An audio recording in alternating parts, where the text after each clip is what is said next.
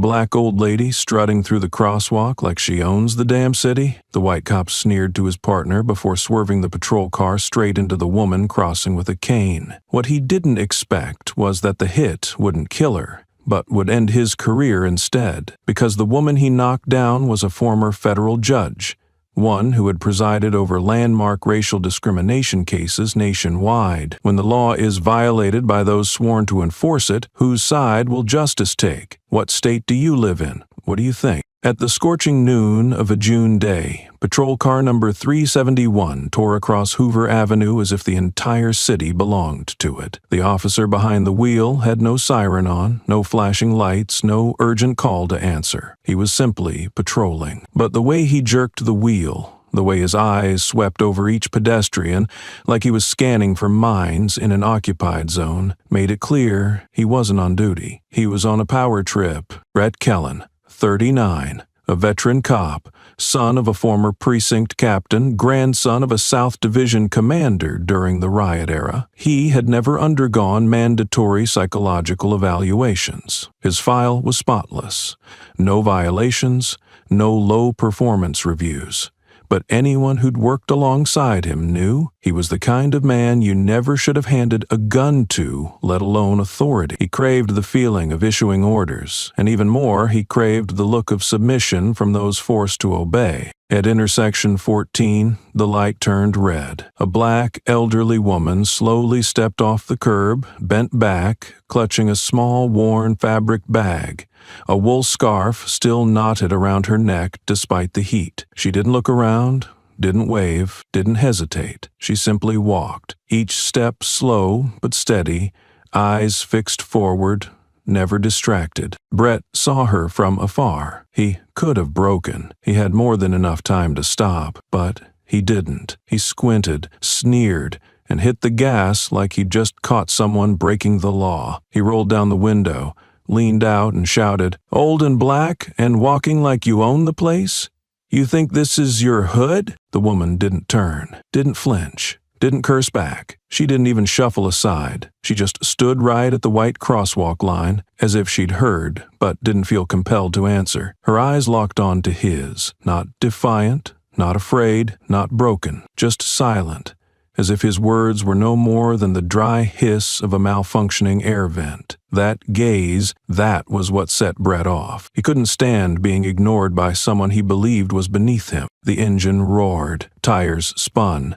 The shriek of rubber scraped the street, releasing a thin trail of smoke. She didn't move. She didn't try to. The impact happened in a flash, a sickening thud, like a sledgehammer striking concrete. Her body was flung into the air, slammed against the windshield. The glass cracked into a spiderweb. Her small feet smashed the wipers. The fabric bag tumbled away, landing on the grassy edge. A small notebook flew out, pages splaying open as it spun once in the air and slipped into the gutter. The street was packed. People screamed. A young elementary student who had just stepped off the bus stop saw everything and burst into tears. "Grandma!" The sound cut straight through the tightest nerve in every spine. A woman rushed toward the car, trying to yank open the driver's side to scream at Kellen, only to see him already stepping out. His left hand hovered near his belt. His right hand held a drawn Glock 17.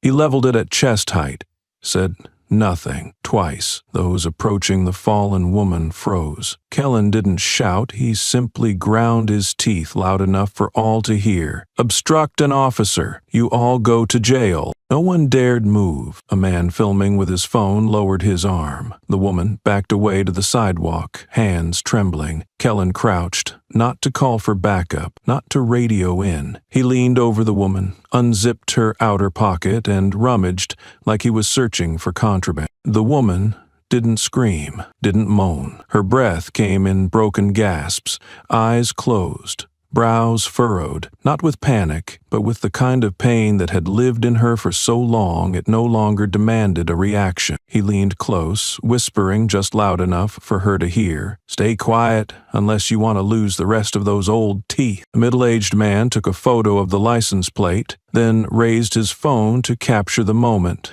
Kellen rifled through the victim's belongings, only to be met with a glare like a wild animal protecting its kill. The man faltered, stepped back. No one said a word. No one dared. The sun still blazed. The wind remained still, but the air around the intersection felt frozen. No sirens. No ambulance. Not a single word of concern from the man with the gun. Just a woman, laid out on the pavement, blood seeping from her temple, dripping onto the painted white line, drawing a boundary between the law and what stood beyond it. Red Kellen sat on the low curb beside the street, exhaled long and slow, still loosely holding his gun. There was no sign of regret, no trace of fear. He just looked tired. Tired of facing someone who wouldn't step back when ordered, and now had no more steps left to take. He reached for his radio but didn't press the button. He paused, then slid it back into his belt. The old woman was still alive, he knew, but for how long,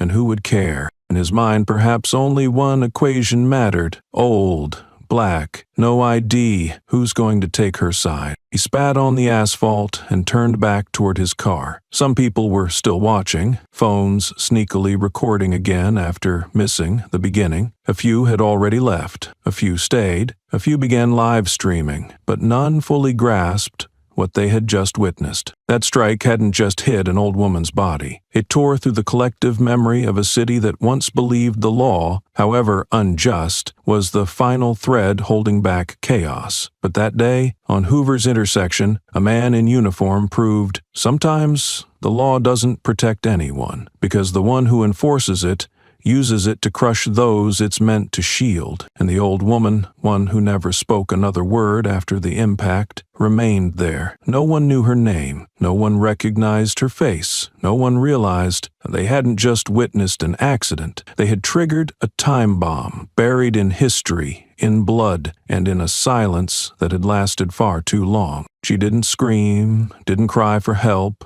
didn't wail like the victims usually featured in local newscasts. After the strike, she simply lay there, breathing hard, eyes half closed, and spoke, just barely loud enough for a regular person to miss, but just clear enough for the one who hit her never to forget. You have no idea what you've just done. That sentence carried no pain, no curse. It wasn't a warning, nor a reprimand. It was simply a sliver of memory rendered in sound, as light as the last breath of day, but as heavy as an old dream being shaken awake. Kellen heard it, but gave nothing away. He didn't respond, didn't bow his head, didn't stop rummaging. He merely stood up, brushed the dust from his pant leg, glanced once more at the victim's face, and turned away, like he'd just kicked a dead cat by the roads. 14 minutes later, the ambulance arrived. No sirens, no urgency. They applied temporary bandages, loaded her onto the stretcher with clinical detachment. Kellen said nothing and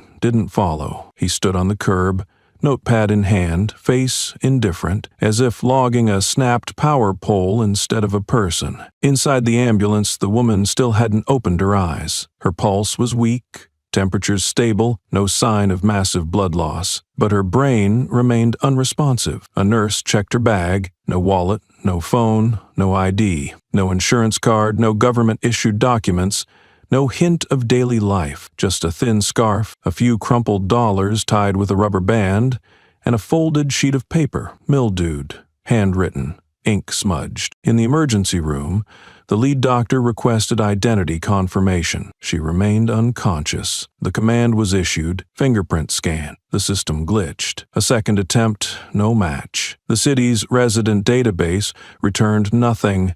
The state system didn't recognize her. The federal database responded with a line cold as steel. No match found. 3 words, 12 characters. But it made the entire dispatch room pause for a beat. A woman with no name, no number, no medical history, no tax records, no trace in any official ledger. Now, lying unconscious in the middle of a city monitored by more than 16,000 cameras and 42 public data modules, a young nurse, only 2 months out of school, asked, "Should I take a photo of her face and send it to the hospital archive for a match?" The supervisor nodded. She pulled out her phone, opened the camera, aimed at the woman's face. The screen went black. She reopened the app. The display broke into pixels. Switched to the front camera. It worked. Switched back. Black again. Tried another phone, same result. The camera app crashed automatically. She turned on the flashlight. The beam flickered, died.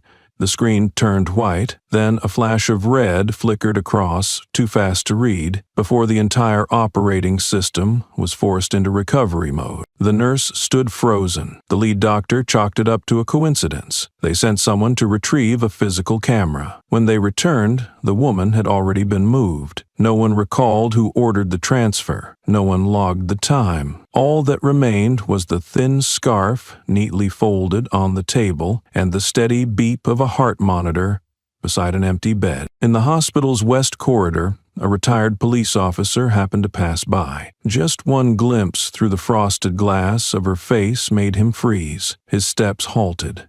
His face turned pale, eyes locked on her. He backed away 2 paces and muttered under his breath, as if to himself, "No way. She's still alive." The nurse next to him turned to ask, but he had already walked off, hand gripped tight on the holstered gun at his side like a reflex. No one could explain why a man known for his calm, who had served 30 years without flinching at gunfire, suddenly trembled before an unconscious old woman. Meanwhile, Brett Kellen, in an office a few blocks away, was drafting his report. First line, woman ran into the street, did not respond to warning. Second line, no ID, likely homeless. He struck through the word appears to make it sound conclusive. Third line, unexpected situation, insufficient time to respond. He glanced over the temporary incident file, hit send. In that copy, there was no audio of the racial slur, no mention of rifling through the victim's bag, no record of the drawn weapon, no note of her eyes. He deleted the body cam footage, marked the case as minor traffic incident, no need for special investigation. Back at the scene, Kellen ordered the tech team to delete the CCTV segment at the intersection. Reason given, unnecessary data volume. The technician didn't question it, just nodded. But when accessing the central archive, one file remained. Its name didn't follow the standard format.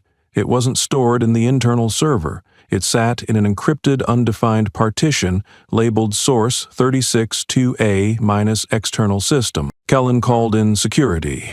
The reply, camera 362A isn't city property. It's a private unit, integrated via a federal maintenance contract from 18 years ago, managed by a third party. He paused. For the first time, a blank space opened inside him that he couldn't explain. Not fear. He'd never feared anything long enough to flinch. But this was a void he had no authority to fill. A feeling of being lost within the very system he once believed he controlled. That old woman had no name, no number, no medical file, no photograph. Yet she possessed a silence no one could break, power to crash fingerprint systems, a place in the blurred memory of an old cop like a ghost returning, and the ability to deliver a sentence fewer than 10 words long that still clung to Kellen's mind 12 hours later. He had no idea what he had struck, and that infuriated him. He couldn't accept that a nameless black old woman could force him, Brett Kellen, to search backwards through a system he once claimed to hold in his hand. Inside the department, he marched into the tech room, pulled up the internal feed dashboard, scanned through the scene's live data feeds, all empty. Hoover intersection feed scrambled. Only camera 362A remained, but it now displayed access denied. Demi's external administrative authority. He clenched his teeth, stormed out, slammed the door harder than usual. The rage didn't erupt. It simmered like a flame, starved of air, not yet burning, but already consuming all the oxygen. Inside him, the image of that motionless woman hadn't faded. No one said it aloud, but everyone now saw one truth clearly. This wasn't an accident. This was a door that had just creaked open, one where a supposedly invincible system now showed a fracture, and no one knew if that crack came from his tires or if the woman herself had led him straight into it. A person with no name, no age, no record, but who sent every database spiraling into confusion. A person who didn't need to open her eyes to make the entire system stare back at itself in silence. And that was what kept him awake the entire night. That night, just as the Hoover streetlights flickered on, just as the stretcher, still stained with drying blood, rolled through the ER hallway, and just as Brett Kellen sat in his office scanning his internal report for the third time, with the blank indifference of someone finishing a forgettable shift, elsewhere in the same city, a 2-minute and 32-second clip began quietly making its round. No effects, no clickbait, no captions, just raw footage from a low angle, a trembling phone camera, tilted frame, background noise tangled between car horns and a child's sob. In the frame, it was clear. An elderly black woman crossing exactly at the white line. A police vehicle is approaching from a distance, not slowing. The person filming began to shake as the voice shouted, "Old and black and walking proud? You think this is your hood?" Then the car surged forward. The woman was flung onto the hood. The sound of her body hitting the windshield cracked like breaking glass. Unedited, unaided, unmistakably real. A child's scream pierced the end of the clip. "Grandma." Then, the image of a man in uniform stepping out, gun raised, threatening the crowd, yelling at a woman with a phone. "You interfere with police, you all go to jail." The video was uploaded by an anonymous account at 10:08 p.m. For the first 30 minutes, almost no one noticed. But by midnight, a black law student shared it with a single caption. Who gave him the right? At 1:35 IEMM, the hashtag Justice for Her surfaced. By 2:12, it had cracked the top 10 trending topics. By 5:47, Justice for Her was the #1 trend in the country. No one knew who the woman was.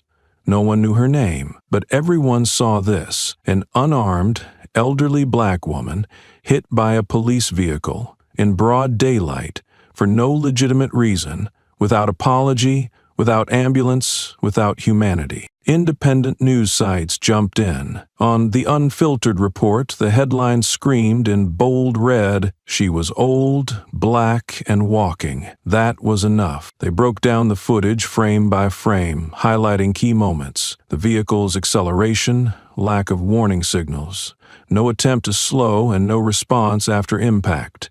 The analysis concluded bluntly, no brake marks. A traffic data site mapped the patrol route. The recorded speed of patrol car 371 at the time of collision, 57 kilometers per hour in a 35 zone. A technical article from a non-profit traffic agency stated, "Intentional acceleration." This wasn't a delayed reaction. At the office of conservative media outlet Alliance Watch, a hasty bulletin was posted at 6:12 a.m. The victim in the video may have had a federal record involving resistance to law enforcement in the early 2000s. No source, no name, just speculation. Still, thousands shared it, just enough to plant the seed of doubt in some readers. But 12 minutes later, the entire article vanished. A leaked internal message from Alliance Watch read, "We just received an urgent legal request from a DC-based IP address, agency unspecified.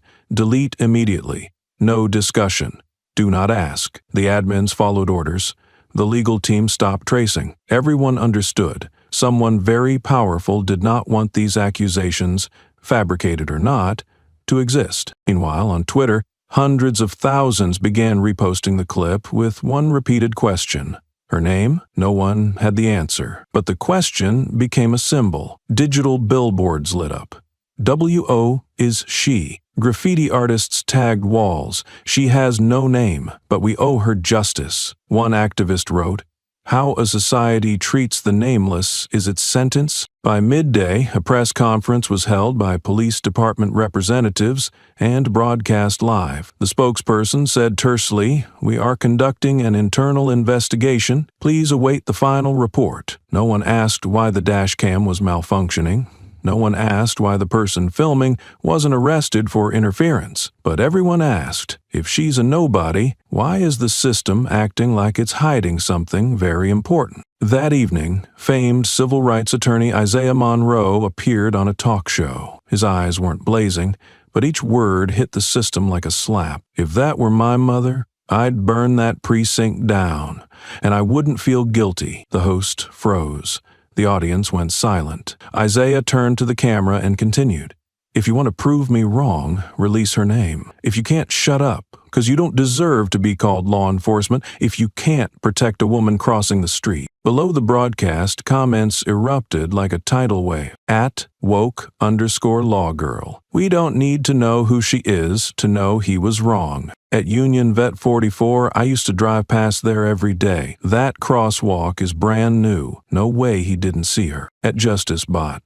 First time I've seen racism so raw, the camera itself trembled. At Anonymous Echo, Washington, D.C. deletes fake news in 12 minutes? This isn't a hit and run. This is a coordinated cover-up. Universities began debating the identityless case. Behavioral researchers analyzed collective trauma. A sociology professor in New York wrote, "Her lack of a name is exactly what made her become the name of all who've been erased." On live television, a host read the names of unnamed black victims in 50 years of case files, ending with one line, "She's not the first, but if this dies down, she'll be the next." Kellen saw it all. He saw the video, he watched the news, but he didn't react. Inside his private room, beyond the reach of any security cam, he sat like stone, one hand rubbing his nose bridge, eyes narrowing slightly. He muttered to himself, "They don't even know who you are,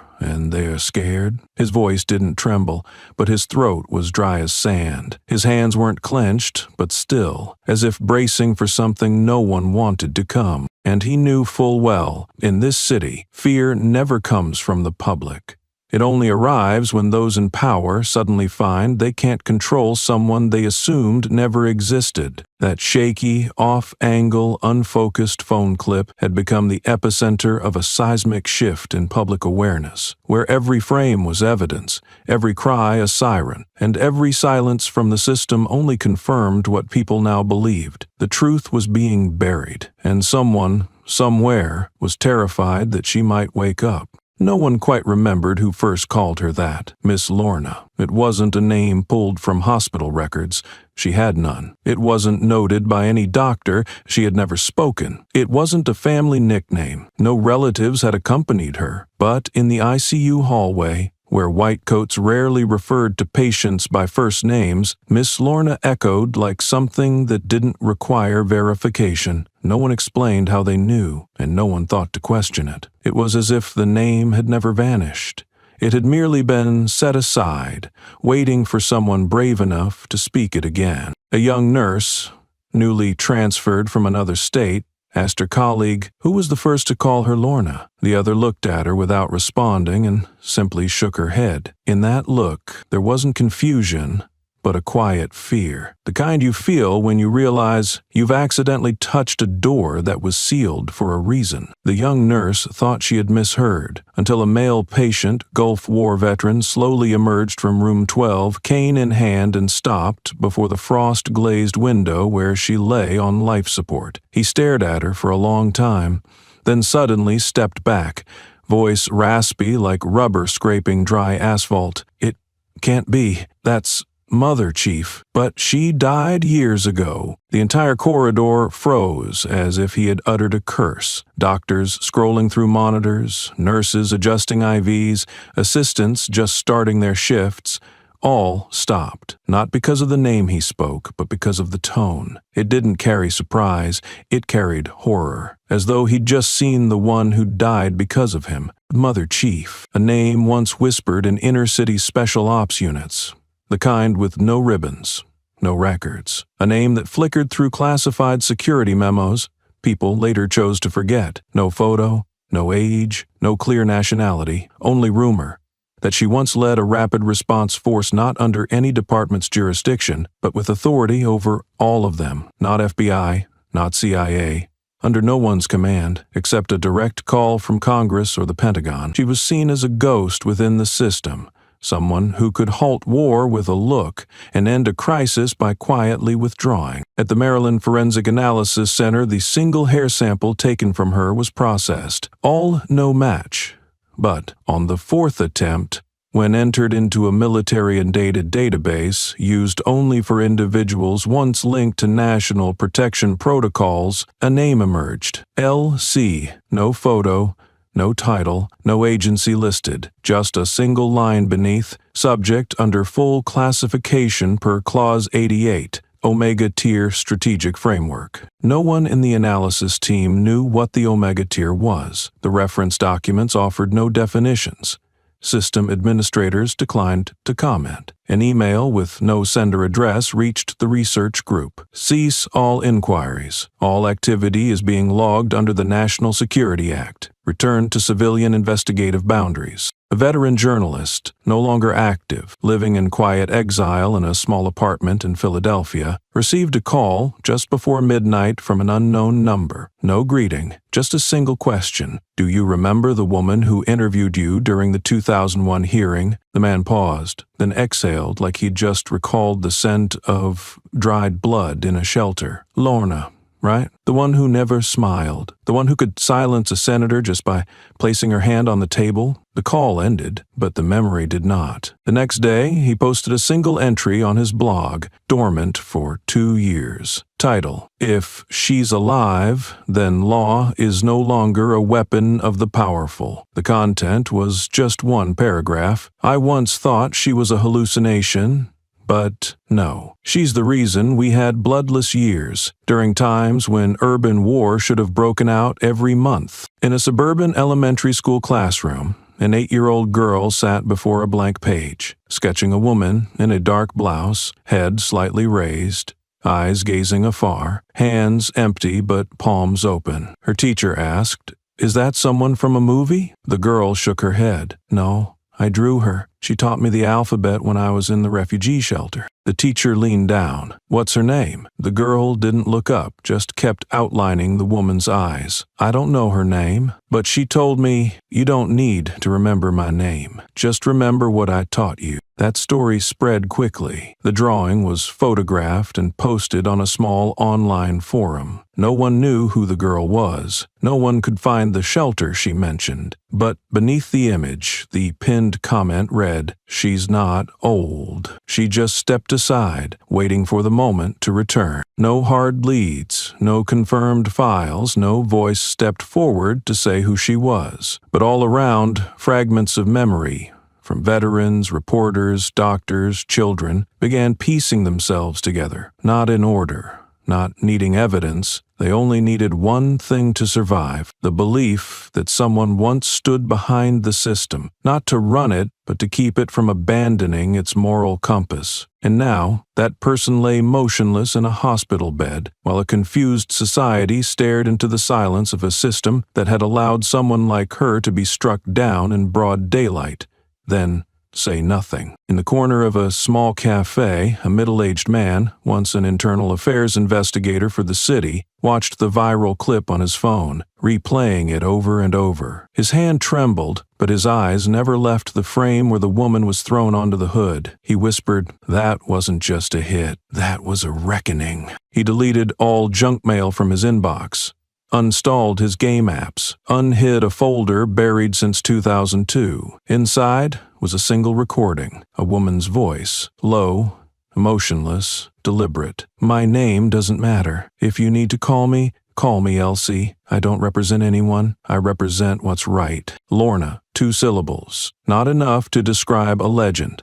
No surname needed, no title required, but enough to shake an entire generation of power that thought itself untouchable. People had begun to fear that name, not because of what she had done, but because of what she might still know. And the most terrifying thing wasn't that she was alive. It was this: she may have seen it all coming and was simply waiting for the right moment to wake up. If the name Lorna was the first gust of wind that blew the dust off a collective memory, thought long buried, then the disappearance of every record related to her was the first tremor that shook the foundation of a system once believed untouchable. It didn't begin with a news article, nor did it come from any official investigative agency. It was unearthed by a faceless hacker, an anonymous figure in the digital security community, known for breaching data files locked by government-level encryption to expose the dark corners that mainstream media feared to touch. At 3:14 a.m.,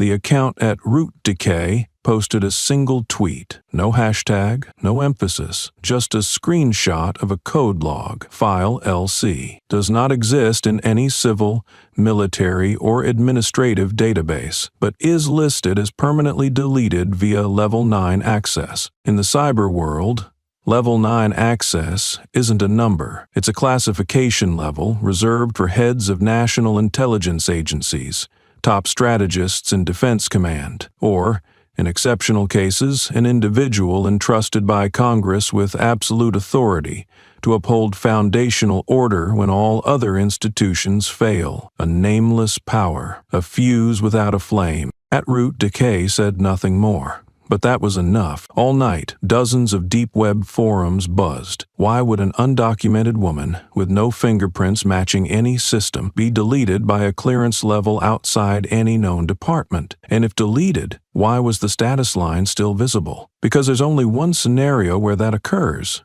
when the subject isn't fully erased, but marked as an entity not permitted to exist within the system. At the bottom of the leaked copy, a short comment line appeared, and when translated to civilian language, it read, "In the name of the nation, maintain foundational order. Do not disclose.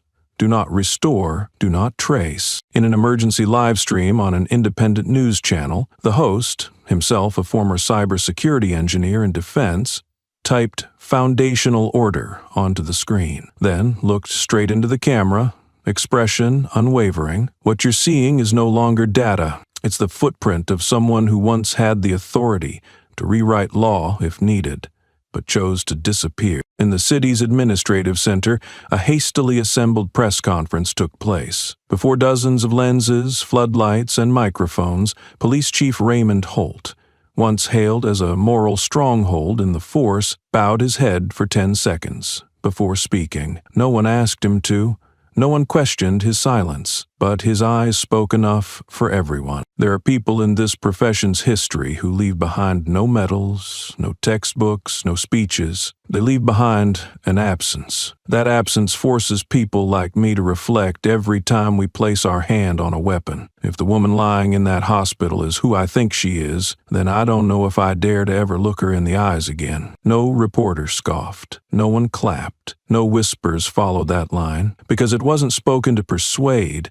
It was a confession shaped like shame, something rarely seen from a man in charge of a law enforcement empire. Just 1 hour after the conference, an online legal panel aired, attracting over 200,000 viewers. In the middle of the session, civil rights attorney Amari Jones, who had represented more than 30 civil liberty cases, stood up, tapped 2 fingers on the table, and spoke evenly without rhetoric or drama. If she truly is the Shadow Keeper, a name that until now only lived in political folklore, then this is no longer a hit and run. This is no longer the story of an old woman struck in the street. This is the end point of an illusion and the beginning of a truth far harder to swallow, that the legal system we so revere was never as stable as we believed, and the one who once kept it from collapsing wasn't removed because she failed, but because she was too right. After that statement, a post rose to the top of a policy-gathering social media platform,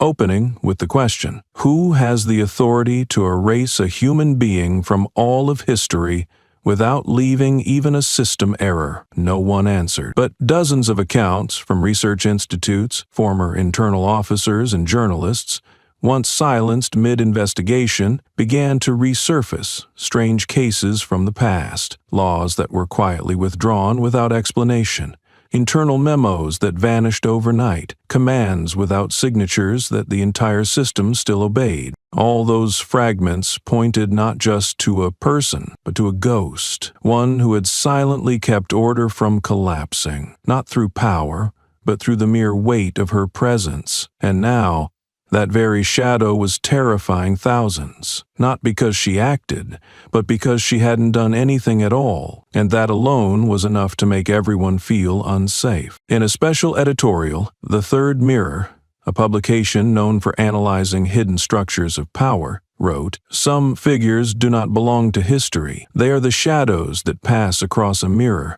forcing those who see them to confront their reflection." Lorna Carter, or anyone marked as LC, is the mirror the system shattered long ago. And now, the shard has fallen back toward the one who threw it. No one called her the old woman who was hit anymore. No one dared label the event an accident. No one was still talking about police overreach. Everything had shifted. The questions now were, why would someone like her be erased from every record? Who did it? And why does no one dare to claim responsibility? In a sealed office on the top floor of City Hall, a closed-door meeting of senior advisors was underway. No one spoke her name, but everyone knew. They'd read the reports, they'd seen the footage, and they understood. The quake that was coming wasn't part of any media crisis plan they could manage. They didn't fear public backlash. They feared what might be uncovered if she woke up. One of the attendees, a national security advisor who had once served on the 2001 Emergency Ethics Council,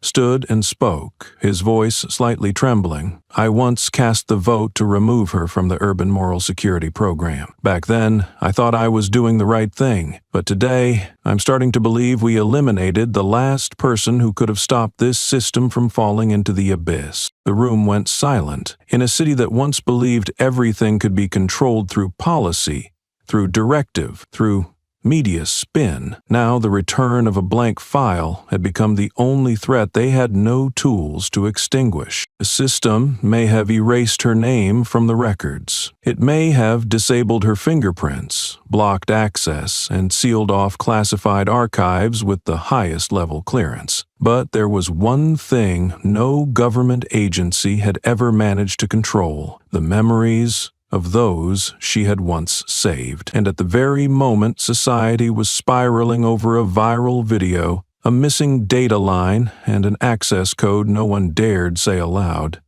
those memories began to rise like an underground spring, not called upon, not led, but flowing in one silent and unwavering direction, like a principle etched into bone. In front of Trinity Hospital, there were no banners, no loudspeakers, and no one delivering speeches, but one by one, without invitation or coordination, people came and stood along the third-floor hallway, the one where she lay motionless behind reinforced glass. They didn't form a crowd, didn't organize into a procession. They simply lined up in silence, each holding a small candle, a faint flame yet steady in their hands. No one wept, no one spoke loudly, but their eyes said everything. They were here to repay a debt no one had asked them to. At the head of the corridor stood a middle-aged man in a white coat, Asian, face unreadable, but gripping his candle as if afraid it might vanish mid-air. He was a cardiologist from another hospital, 20 miles away, who had taken the morning off just to be here. When asked why he came, he answered simply, "She saved my mother from a refugee camp in 1986. She wasn't medical staff. She had no official power. She just stood at the gate, looked the immigration officer straight in the eye,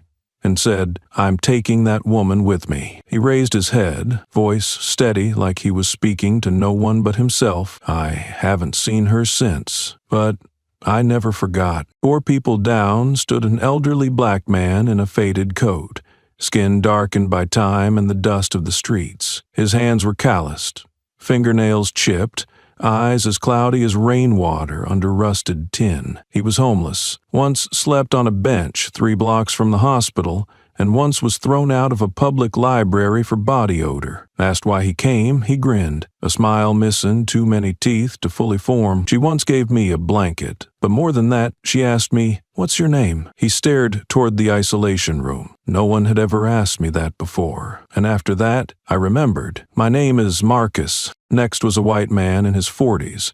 Dress shirt pressed, shoes shined. He had once managed a major bank branch. He didn't share a long story, just one sentence. His eyes red but dry. "When I was 18, I was chased down by bigots for dating a black girl. She didn't know me, had never seen me, stepped between us, no weapon, no plan, just a gaze that didn't fear death. They stopped, and I lived." Along the hallway, person after person stood, some of them unaware until that moment that she had once helped them. A young woman whispered, "She helped me fill out my scholarship application. She didn't sign her name in the sponsor section. I thought it was just an advisor." Now I understand. A low-ranking officer in plain clothes stood motionless for nearly 2 hours. Then he removed the badge from his coat pocket, placed it gently on the handrail, and walked away without a word. The only voice to break the silence was that of a retired police officer, hair silver, suit old but crisply pressed as if attending a funeral. He stood at the center of the hallway, waited for the others to settle, then spoke. "No mic, no paper. I am the reason she had to disappear." The words froze the hallway, not because of the confession, but because of how he said it, as if everyone had known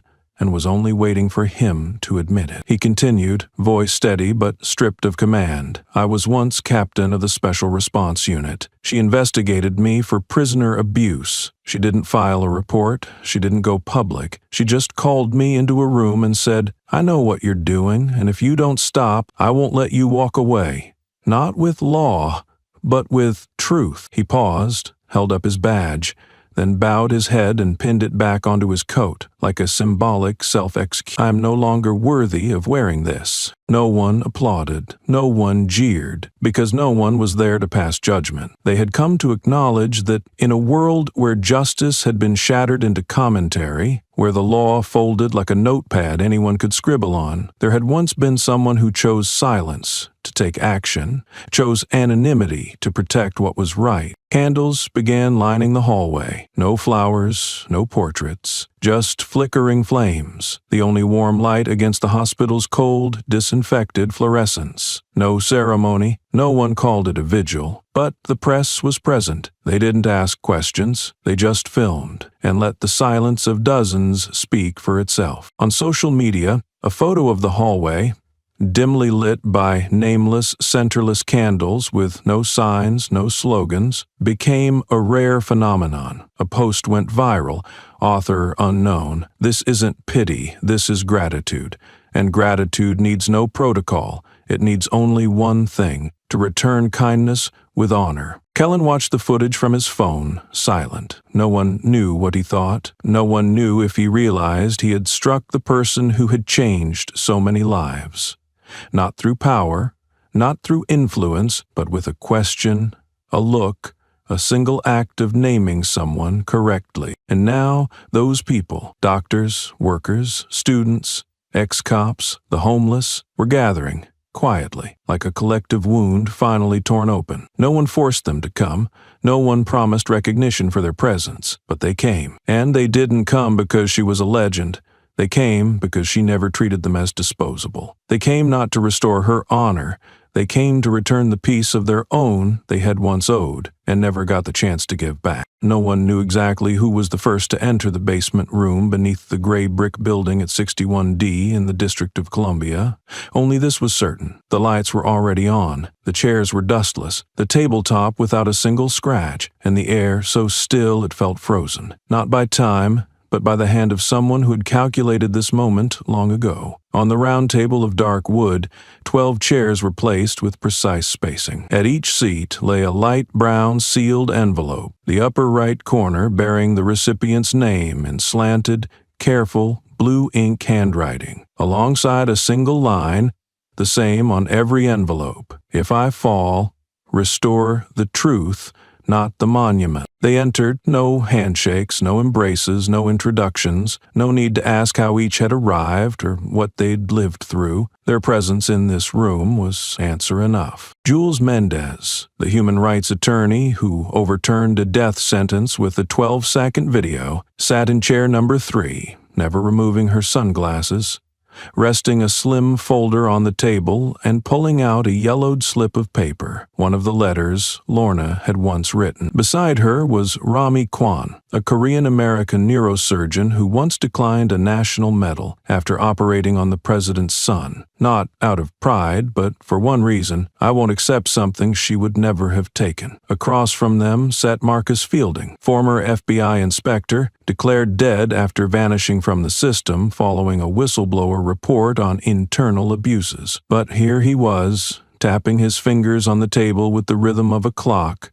stopping precisely when the fourth arrived. Ayla Brooks, a hacker once on the federal most wanted list, hair shaved on one side, wearing an old analog watch Lorna had gifted her, the metal case still scratched on the left where a bullet grazed it in 2012. None of them were friends, but all carried a vivid memory of a woman who had altered the direction of their lives, not through speeches, but by lifting them at the exact moment the world tried to knock them down. Each had received a handwritten letter, delivered unexpectedly, without a return address or seal, bearing only 2 slanted initials, LL. Some received theirs in failure, others at the peak of power. Some in the dead of winter at a gas station they believed would be their final stop, but none forgot the moment they opened it, and none remained the same after reading it. When the last person entered, Senator Luther Gray, once almost removed from the 2006 candidate list by her unless he rewrote his final speech, the door shut with the mechanical click of a lock. No way back. At the center of the table was a small wooden box. No one touched it until Isla lifted the lid and took out a quarter-folded sheet of paper. It was no geographical map, no organizational chart. It was a haunting hand-drawn diagram, a coded map of the corridors of power, detailing the pressure points where real decisions were made before they were ever labeled as decisions. Rooms without names, positions without seats but with influence. In the upper left corner, year 1999. Jules tilted her head. She drew this before we even graduated. Marcus tightened his fist. No, she drew it back when we still believed the system would fix itself when it was wrong. On the map, an eye symbol with a slash through it. Ayla placed her finger on it. The blind spot, she said. The emblem was one Lorna's students knew well, the place where the system thought it was watching, but in truth it was being steered by what it failed to see. The room fell silent, not from confusion, but from a collective realization. This wasn't the first meeting. This was the final phase of a plan that had begun 2 decades earlier. Rami unfolded his letter. The final line read, "Don't act like the loyal, act like the great." No gavels, no votes. One by one, each person placed their hand on the map, a gesture unspoken but simultaneous, like a reflex embedded long ago. Marcus exhaled. "We weren't chosen for our strengths. We were chosen at our breaking points," Jules added, "and because she knew we wouldn't break, no matter how far we were stretched." Isla opened her laptop, entering a sequence known only to one other person, Lorna. On screen appeared a folder, archive_12. Inside were 12 psychological profiles. One for each person in the room. Not resumes, but assessments. Strengths, weaknesses, ethical boundaries, thresholds, and the trigger phrases to bring each back to alignment if ever pulled astray by the system. No one spoke for a full minute. Then Rami broke the silence. She never stopped moving the pieces. She just changed where she stood. Jules closed her eyes. "She's still teaching us, even now without speaking." Marcus looked up. "She never wanted a statue. Statues fall, but the truth doesn't." Ayla smiled faintly. "They hit her with the system, but she didn't die. She replicated into everyone sitting here. And so, without a single person rising to lead, without flags, slogans, or an action plan, the counteroffensive began. A plan to be executed without press releases, without weapons, without official signatures. Only people who had been prepared to walk into the cracks of a system thought unbreakable, and who knew exactly where to press to make it confront itself. Lorna Carter had fallen beneath a patrol car, but from that very moment she had begun to shake an entire empire. While the map of power remained unfolded, while the warmth of 12 hands lingered on the dark wood surface, and while no one had yet taken a full breath after the unspoken nod of shared resolve, a faint sound emerged from a faded canvas bag resting on a chair, the same bag Lorna had carried for over 30 years, like a part of her own body. No one had ever seen her open it in public. No one knew what it held beyond a tightly bound leather notebook and an old handkerchief. This time, the bag emitted a soft click, followed by a cold, dry snap, like the sound of a switch being thrown. No one rose, no one stepped forward, but every eye in the room turned toward it at once. Unspoken, the same question. Had she planned even for this moment? A voice recorder, an old magnetic tape model, smaller than a palm, black and silver, with a playback button worn down by time, slipped from the inner lining, as if it knew precisely when to speak. No one touched it, yet the small red light at its edge began to blink. A slight hiss of tape passed through the head, and then a voice emerged. Not loud, not theatrical, not rallying, just a low, hoarse woman's voice, marked by sleepless nights. But every word struck like metal against glass. If I fall, call it a reminder, not an ending. No applause, no sharp breaths. Each person glanced at another, but no one spoke. The words weren't meant for reply, they were meant to embed. The recorder paused for 2 seconds, then resumed. A conversation played, no background noise. The sound contained, with just enough echo to confirm it was not a meeting room, but a private, soundproofed chamber. A man's voice spoke. If you withdraw, who holds the axis? No fear in his tone, but a hint of resentment, as if he knew control was no longer his. Lorna's voice replied, calm, not raised, yet final, like a verdict already written. We are not resisting the law. We are rewriting what was written wrong. At that moment, the room froze, not because of a battle cry, but because of a truth so naked it detonated like a delayed grenade on the table. Lorna Carter did not serve the law. She had redesigned the moral framework beneath it. The tape continued for 4 minutes.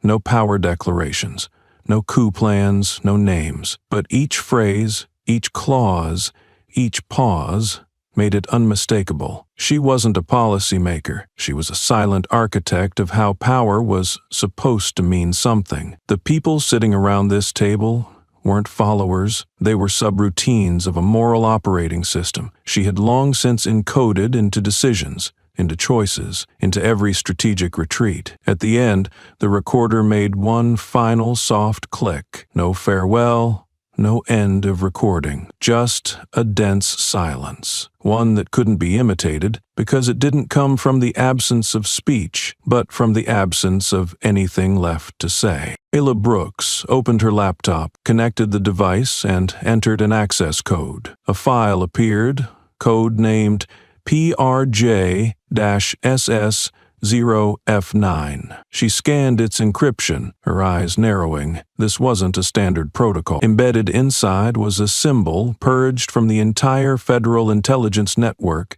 in the year 2000, an obscure insignia that had only ever existed as a whisper among counterintelligence units. The experimental FBI internal surveillance program, rumored to have been shut down because it was too dangerous for both operator and subject. Marcus Fielding, the ex-inspector, stared at the symbol like looking back at a chapter of history no one was ever allowed to speak of. I saw that once. The night an internal whistleblower took his own life in his office. The file was sealed in under 6 hours. No one ever mentioned it again. Ayla nodded silently. It didn't disappear. She carried it with her. Not to control anyone, but to remind those who used to control others that someone was watching them in return. Jules Mendez repeated the final line from the recording, slowly, as if carving it into her palm. We are not resisting the law, we are rewriting what was written wrong. Rami Kwan murmured as if to someone no longer there. People weren't afraid of her because she held power. They were afraid because she made power re-examine itself. No one needed to add more. The letter, the map,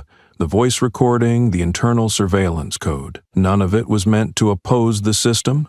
It was meant to prove one thing: the system never held a monopoly on morality.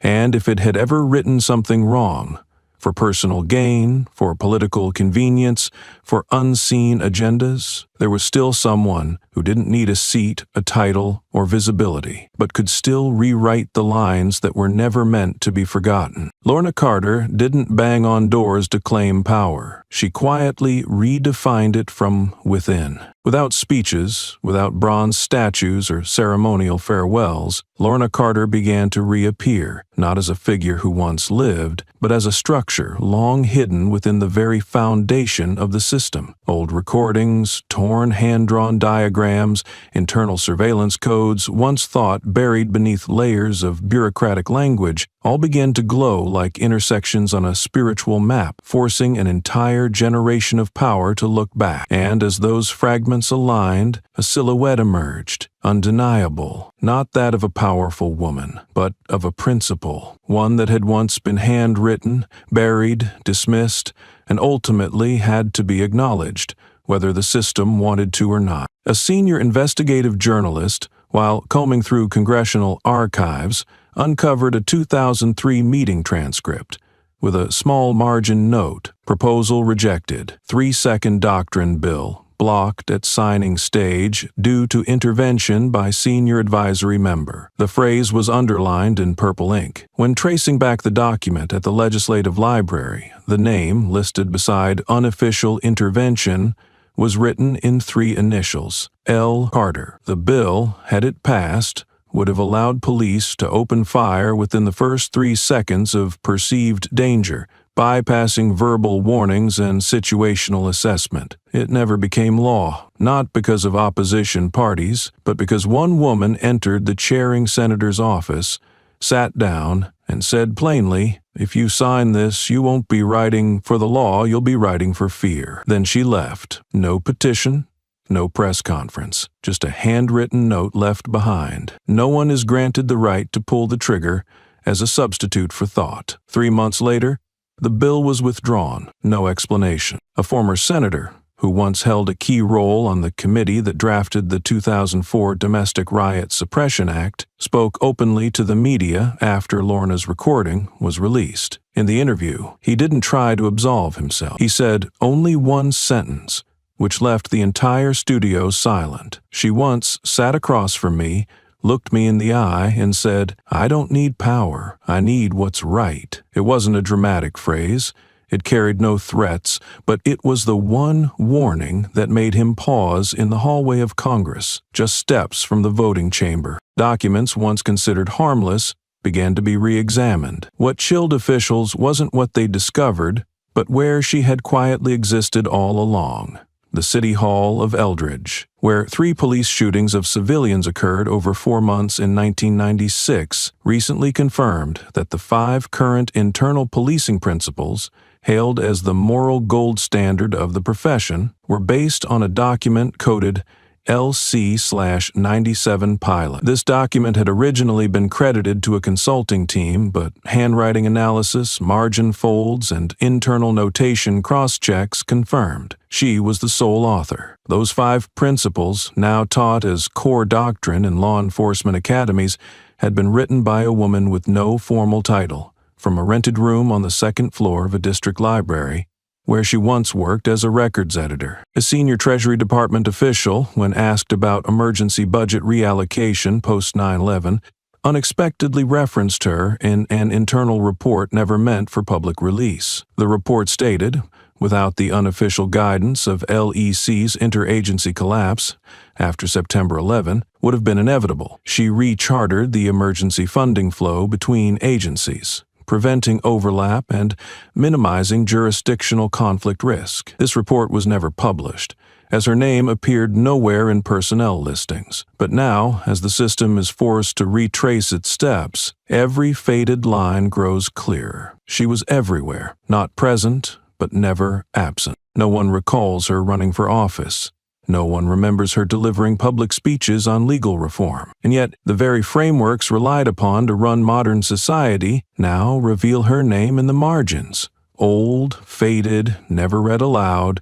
Lorna Carter, internal draft not for distribution. It wasn't the signature of a policy author. It was the mark of someone who chose not to live by the law because she had laid the foundation for something truer than the law itself. And the system, for the first time, is being forced to admit they weren't governing the way they thought. They've been operating within a framework left behind by a woman 20 years ago, not to be honored, but to make sure those in power could never again say they didn't know what the right thing was. No courtroom was needed, no criminal conviction, and certainly no belated apology. Brett Kellen began to feel the true weight of justice, not the kind written into statutes, but the kind delivered by those he had once believed would never speak. And when those voices rose, not through loudspeakers, but through quiet, piercing actions, the armor he had wrapped around himself began to crack, piece by piece. He wasn't handcuffed, but he was stripped bare before public opinion. He wasn't convicted, but every ounce of honor he thought came from a badge and uniform was drained away. The suspension notice hit his official inbox at 8:17 on a Monday morning. No internal meeting, no phone call. Just a cold administrative directive. All professional authority and system access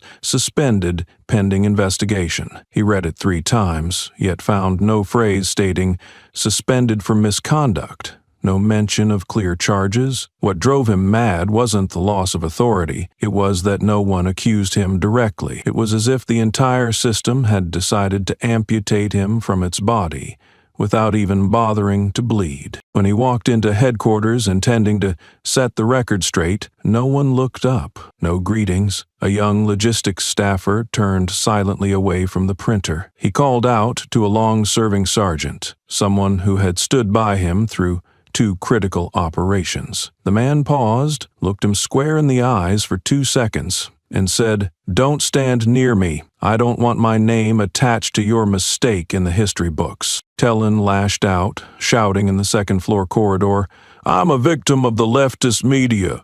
You all know I was just doing my duty." But no one argued back. No one needed to. A man who had stained his record with an arrogance no explanation could scrub clean didn't need opponents. The system didn't have to challenge him. It only had to step back and let him expose himself in the vacuum of silence. Just 3 hours later, an internal camera clip from 2019 began circulating. In it, Kellen stood near the break room coffee machine, cup in hand, muttering a line that froze the room in the footage. Black folks should stick to washing cars and bow when they see a badge. A young officer turned away in the video, but didn't react. At the time, no one reported it. Now, everyone was sharing the clip, not to demand justice for the insulted, but to prove this. Evil doesn't always need a trigger. Sometimes it begins with a sentence. That afternoon, the National Association of Retired Police Officers issued a public statement. Brett Kellen does not represent the tradition of American policing. His actions, words, and decisions are a betrayal of the honor and ideals of those who gave their lives to preserve trust between citizens and the law. The message was posted with the hashtag #NotOurShield over an image of a police badge crossed out on a cold, gray background with white, ice-like typography. For the first time, Kellen found himself exiled from the very community he once thought would defend him instinctively. Those he used to call brothers now taped up signs on their desks that read, "Silence is complicity." A cardboard sign appeared in front of Eldridge Police Headquarters Wednesday morning. No logo, no signature, just a single sentence in black ink, all caps, written with strokes sharp as blades etched into wood. "She was struck down, but justice is not in the issue." The next day, another sign appeared beside it. "One strike can't kill the system, but it reveals who's been living off it." There were no arrest warrants, no indictments, but Brett Kellen began to understand what it meant to receive punishment without trial. Every social post, every averted glance, every cold nod that silently said, "We're not with you," they wove together a kind of invisible verdict that no lawyer could ever appeal. When he entered the diner on 8th Street, his regular spot where his Friday night table was once reserved, the owner looked up, pointed at the "Free Meals for Officers" sign, and flipped it over. The back read, "Except for those who forgot what honor means." Kellen said nothing. He turned away, but his walk was no longer steady. Not because anyone forced him to bow, but because, for the first time, he realized he had struck not just a person, but the living memory of a city's conscience. No chants were needed, no megaphones. They only had to step out of line, leaving his space vacant. Kellen once believed power came from being protected, but now he was alone, not because he'd been pushed out, but because no one wanted to stand beside him anymore. The cell door closed behind him with a strangely quiet sound. Not loud, not slamming, but dry and precise, like a period ending a sentence that was never meant to be continued. Kellen sat there, not sighing, not complaining, just staring blankly at the wall ahead. White. So white, it meant not white like his trust in the system, the thing that once made him hold his head high through countless election seasons, confirmation hearings, and swearing-in ceremonies without ever turning back to ask, "Who am I?" He shut his eyes, but memory doesn't shut with them. It came rushing in, uninvited. 2005. The Federal Justice Department examination hall. The wall clock was ticking steadily, deaf to every moral question. He, Kellen, then a young man with a squared jaw of ambition, a tongue quicker than his pen, and eyes sharp as a scalpel. He thought he had won, until the last name on the final list wasn't his. She sat at the head of the panel, cold and composed, Lorna Devine, the first woman in state history to chair the selection board.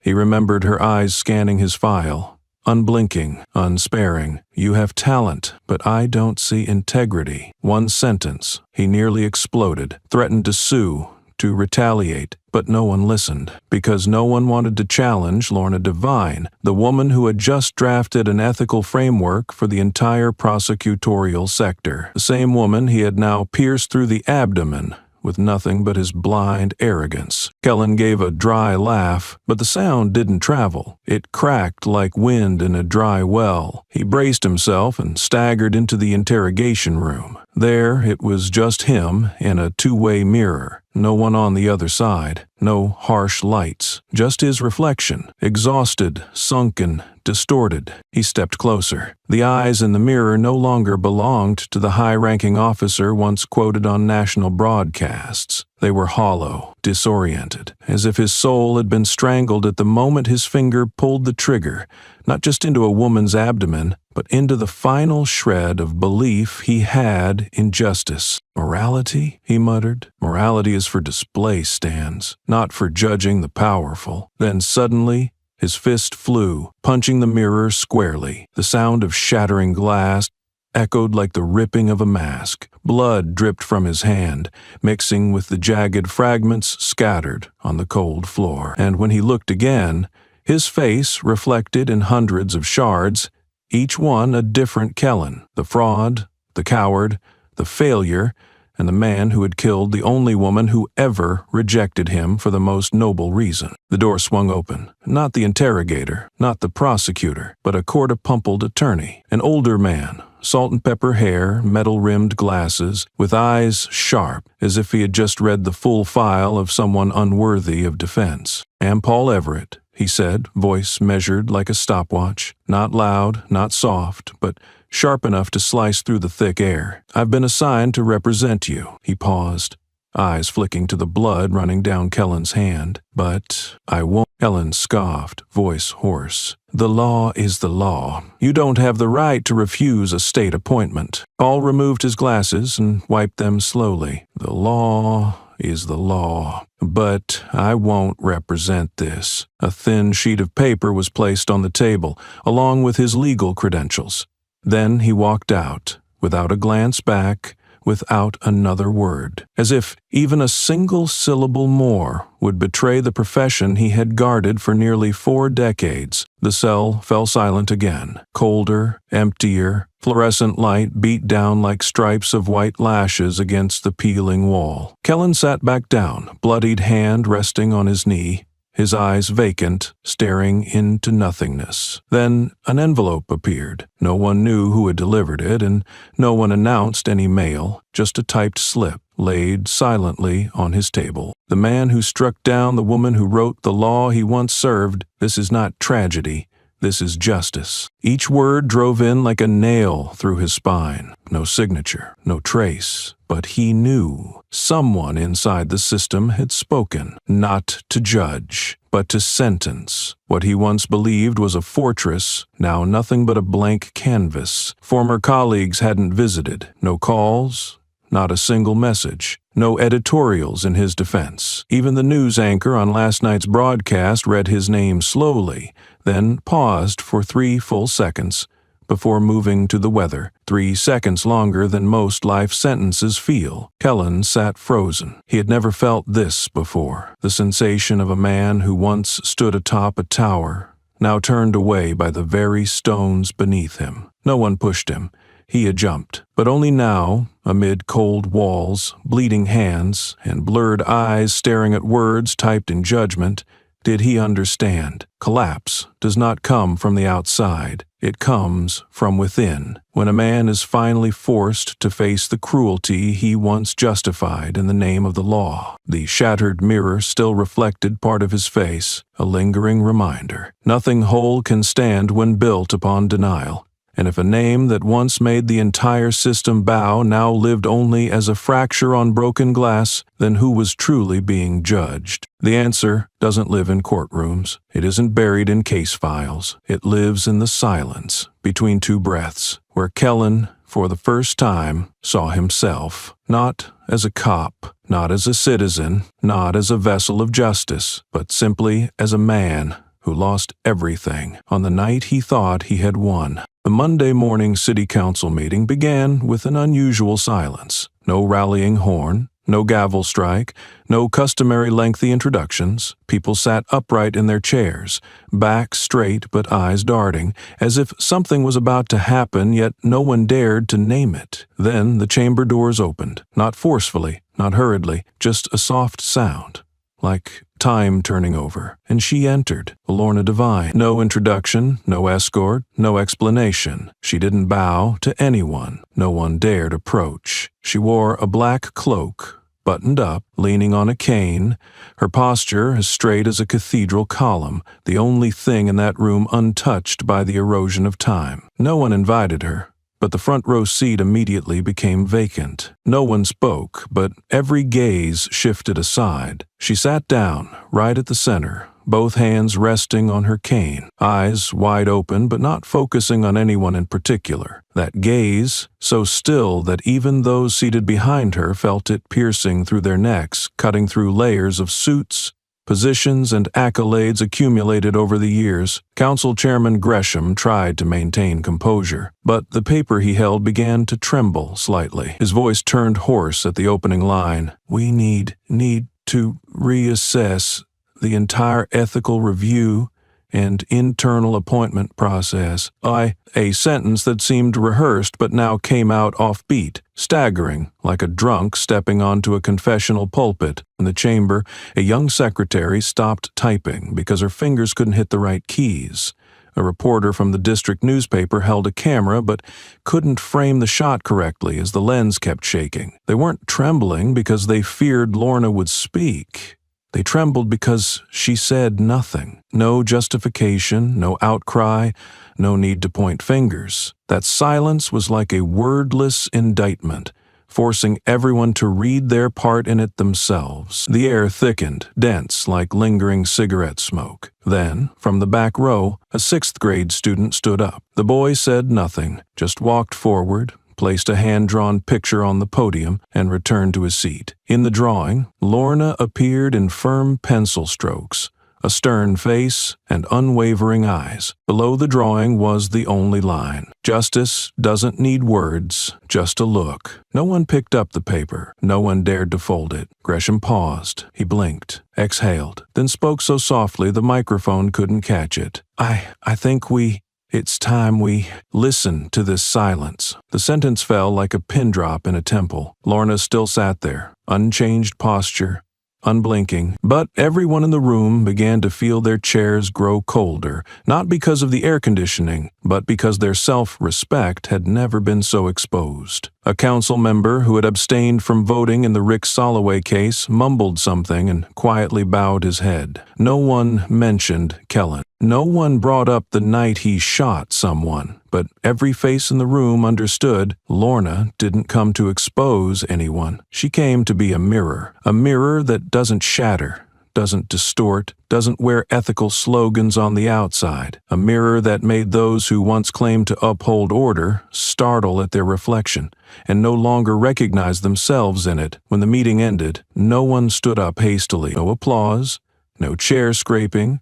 Lorna leaned on her cane and slowly walked out. No one dared to say goodbye, not a single thank you. No one escorted her to the door, but every gaze followed her like a silent funeral procession for honor that had died, and a return of something the system had long forgotten. Dignity that needs no words, just presence. She left no statement, but that morning's meeting, for the first time in 20 years, had no pre-printed minutes, because everything that needed recording was etched onto people's faces. And the minute taker, even though paid by the hour, didn't dare write anything after crossing out the first line. The meeting commenced at 8 o'clock. No, that meeting didn't begin.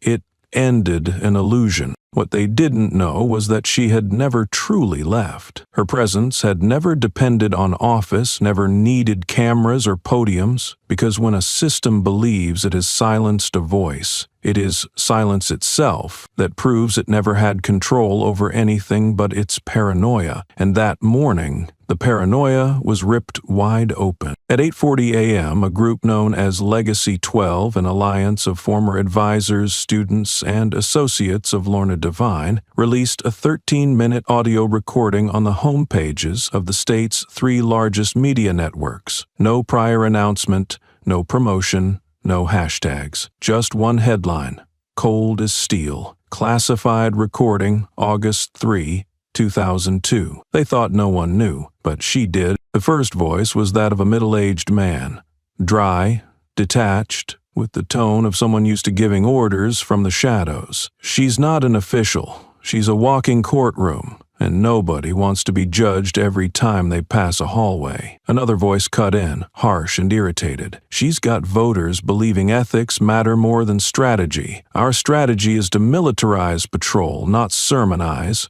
Then came a cold laugh, the kind of bitter sound that never appears in official meetings but always lives in locked rooms. If Devine won't sign the weapons budget draft, we'll take her down with the very principles she worships. For the first 2 minutes, listeners may still have been shocked, but by minute 3, a woman's voice spoke, slow, steady, neither angry nor afraid, a voice that needed no introduction because it was the eye of the storm hidden for 2 decades. "If you intend to take me down," she said, "know that I don't keep my reputation. I keep the truth." No one interrupted. No one objected, because at that moment, truth was the one thing they had no countermeasure for. Within 2 hours of the recording going viral, all mainstream media flipped.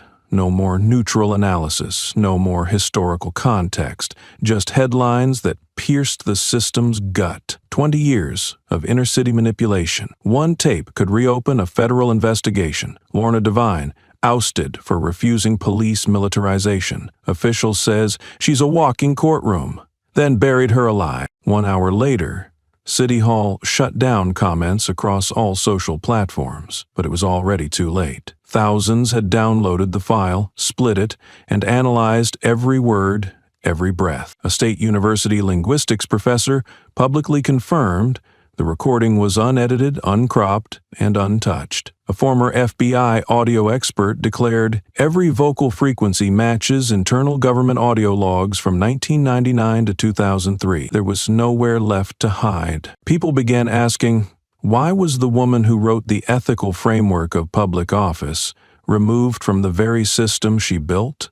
The answer didn't come from officials. They were locked in emergency, closed-door meetings. It came from the very sounds they once dismissed as off the record. Comments, hushed debates. Captured by a palm-sized device, Lorna had secretly planted in the internal meeting room back in July 2002, when she discovered a weapons budget draft hidden inside a backup document packet. At the time, she told her closest aide only one thing: "I'm not preserving this evidence for today. I'm saving it for the day silence needs to be proven justified." The recording was encrypted, stored, and dispatched to 3 places: an international bank, an independent law office, and a recurring data insurance account, all under the name of a former student who had received the public ethics scholarship she founded every year. The data was re-encrypted, audited, and circulated through a rotating 3-layer password system, monitored by a group of 12 individuals, none of whom knew the entire process. This organization, later named Legacy 12, was not built for revenge, but to safeguard the memory of a moment suffocated in darkness. She didn't resist when dismissed. No lawsuits, no press conferences, but she left the sole copy of truth, not in a vault, but in the hands of people the system would never be able to touch. That very afternoon, the Office of the Inspector General of the United States issued an emergency statement. A formal federal investigation was launched into ethical violations and inner-city security manipulation between 2001 and 2004. 3 high-ranking officials mentioned in the tape were placed under subpoena. 1 declared indefinite leave. 1 froze bank accounts and fled the country. The third, currently an honorary advisor to a national security organization, filed for resignation from all posts less than 24 hours after the recording was made public. The following morning, at the first press conference after the crisis, the city's spokesperson tried to reassure the public, "We will cooperate fully and transparently." But no one listened, not because they were angry, because they had already heard enough from those who once believed they spoke in private rooms. They thought no one recorded. They thought she had surrendered, but she didn't record to threaten. She didn't keep evidence as a weapon. She recorded because she knew some truths would be distorted without real sound to accompany them, and she believed one day the system would need to hear itself to understand what it had deviated from. The system does not fear fake news. The system fears its voice echoing when nothing is left to shield it. And that morning, no one debated right or wrong.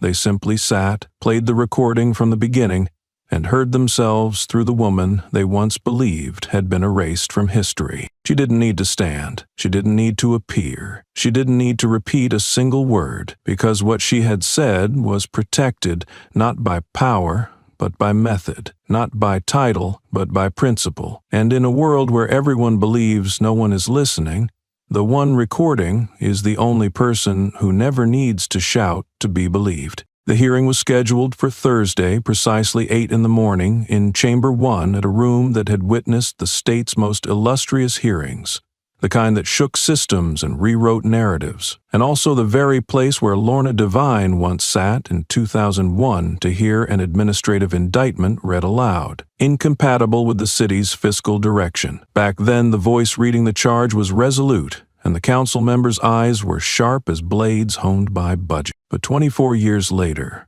in the same room, before the same council, the same worn leather chairs, the same dust-coated microphones trembling in silence, they were forced to repeat those very words, only now with voices no longer certain. Council Chair Gresham tried to adjust the microphone in front of him, but his fingertips quivered slightly. He nodded at the clerk, received the printed document on thick paper, and opened each page as if unlocking doors to a pit. Then he read, slowly, clearly, not daring to miss a single period. Under Resolution No. 348 of 2001 by the City Council, Ms. Lorna Devine is deemed incompatible with the post-crisis fiscal direction due to her refusal to sign off on the expanded security budget under Proposal 17A. He looked up at her, then immediately looked down. Mr. Devine is considered to have caused internal division and failed to ensure flexibility in regional financial deployment. He paused, not because the text had ended, but because he could no longer bring himself to go on. Lorna wore no glasses, held no documents. She sat at the center of the chamber, back not touching the chair, hands crossed over her cane, eyes wide open, the black of her pupils still sharp like a blade cutting through a dark room. Not a single movement,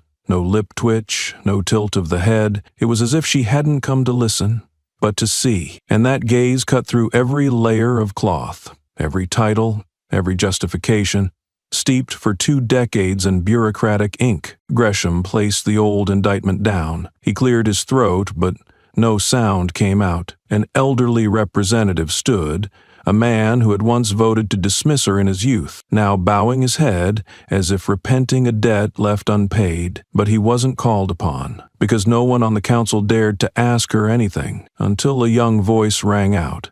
A newly elected member just past 30, hair not yet silvered by politics. He rose, trying to keep his voice steady. "Miss Devine, as the former architect of the state's public ethics framework and the central witness in the matter, recently brought to light by the recording, do you have anything you wish to say to this council?" She didn't move, didn't turn her head, but she answered, clear, sharp, as if the words weren't spoken from her throat but carved into the stone beneath her feet. "I didn't come here to speak," she said. "I came to see how deep you intend to bury yourselves." The room froze. Someone swallowed dryly, and the sound was louder than the gavel that ended the session 2 decades ago. Gresham looked around. He knew there was no way back. Her words weren't for rebuttal, not for defense, but a new definition of justice. Justice doesn't need to be loud. It only needs to endure long enough for everyone to lower their heads in silence. Another council member hesitated, then stood to speak. He didn't need a script.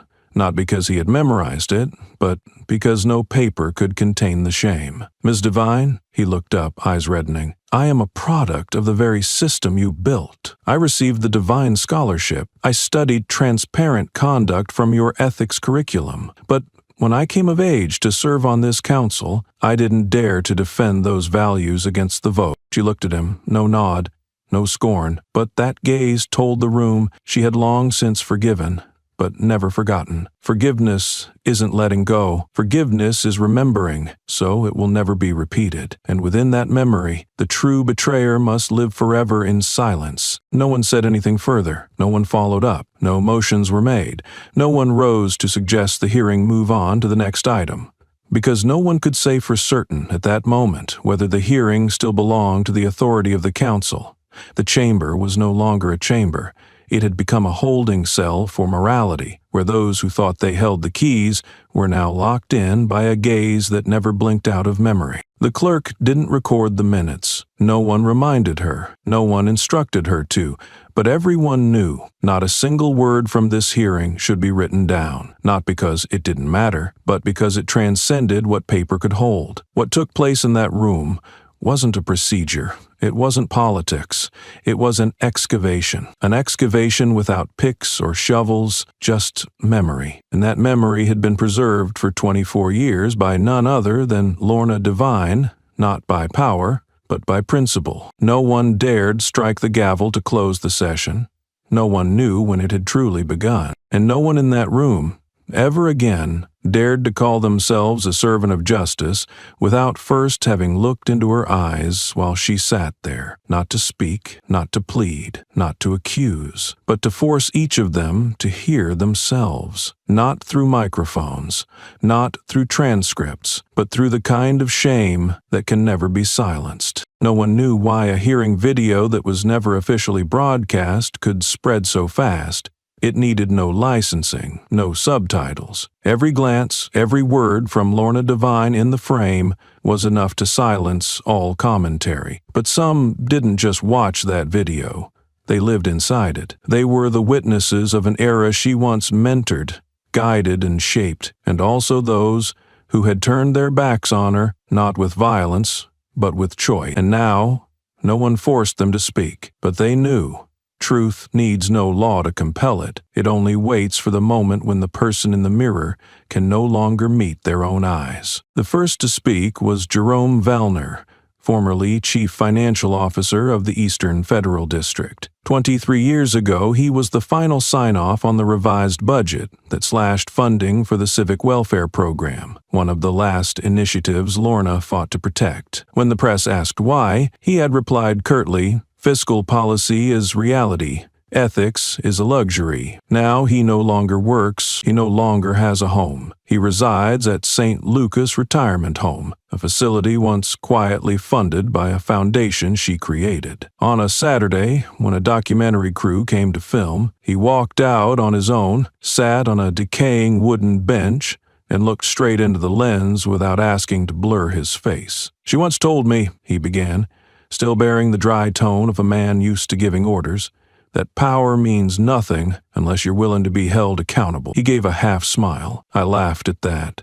I told her, accountability is a media thing. Now I'm a man who can't look his son in the eye. He didn't cry. But the cameraman paused halfway, hands trembling. Nearby, a panel on ethics in education was taking place on the lawn of Norwood University's dormitory campus. Amid the student crowd stood an older man at the edge, with pure white hair, a pale gray suit, holding a sign inked in bold black, "I owe her an entire generation of students." It was Professor Lester Hannigan, the very man who had publicly denounced Lorna's 2004 lecture, calling her theory of ethics without speech a dangerous and unrealistic doctrine. Once regarded as a titan of academia, he had never accepted what she left behind, not until after his retirement, when students began revisiting old syllabi and discovered that nearly 60% of their core curriculum had been structured around her public ethics framework. I used to think ideals had to be spoken, debated, and, if necessary, annihilated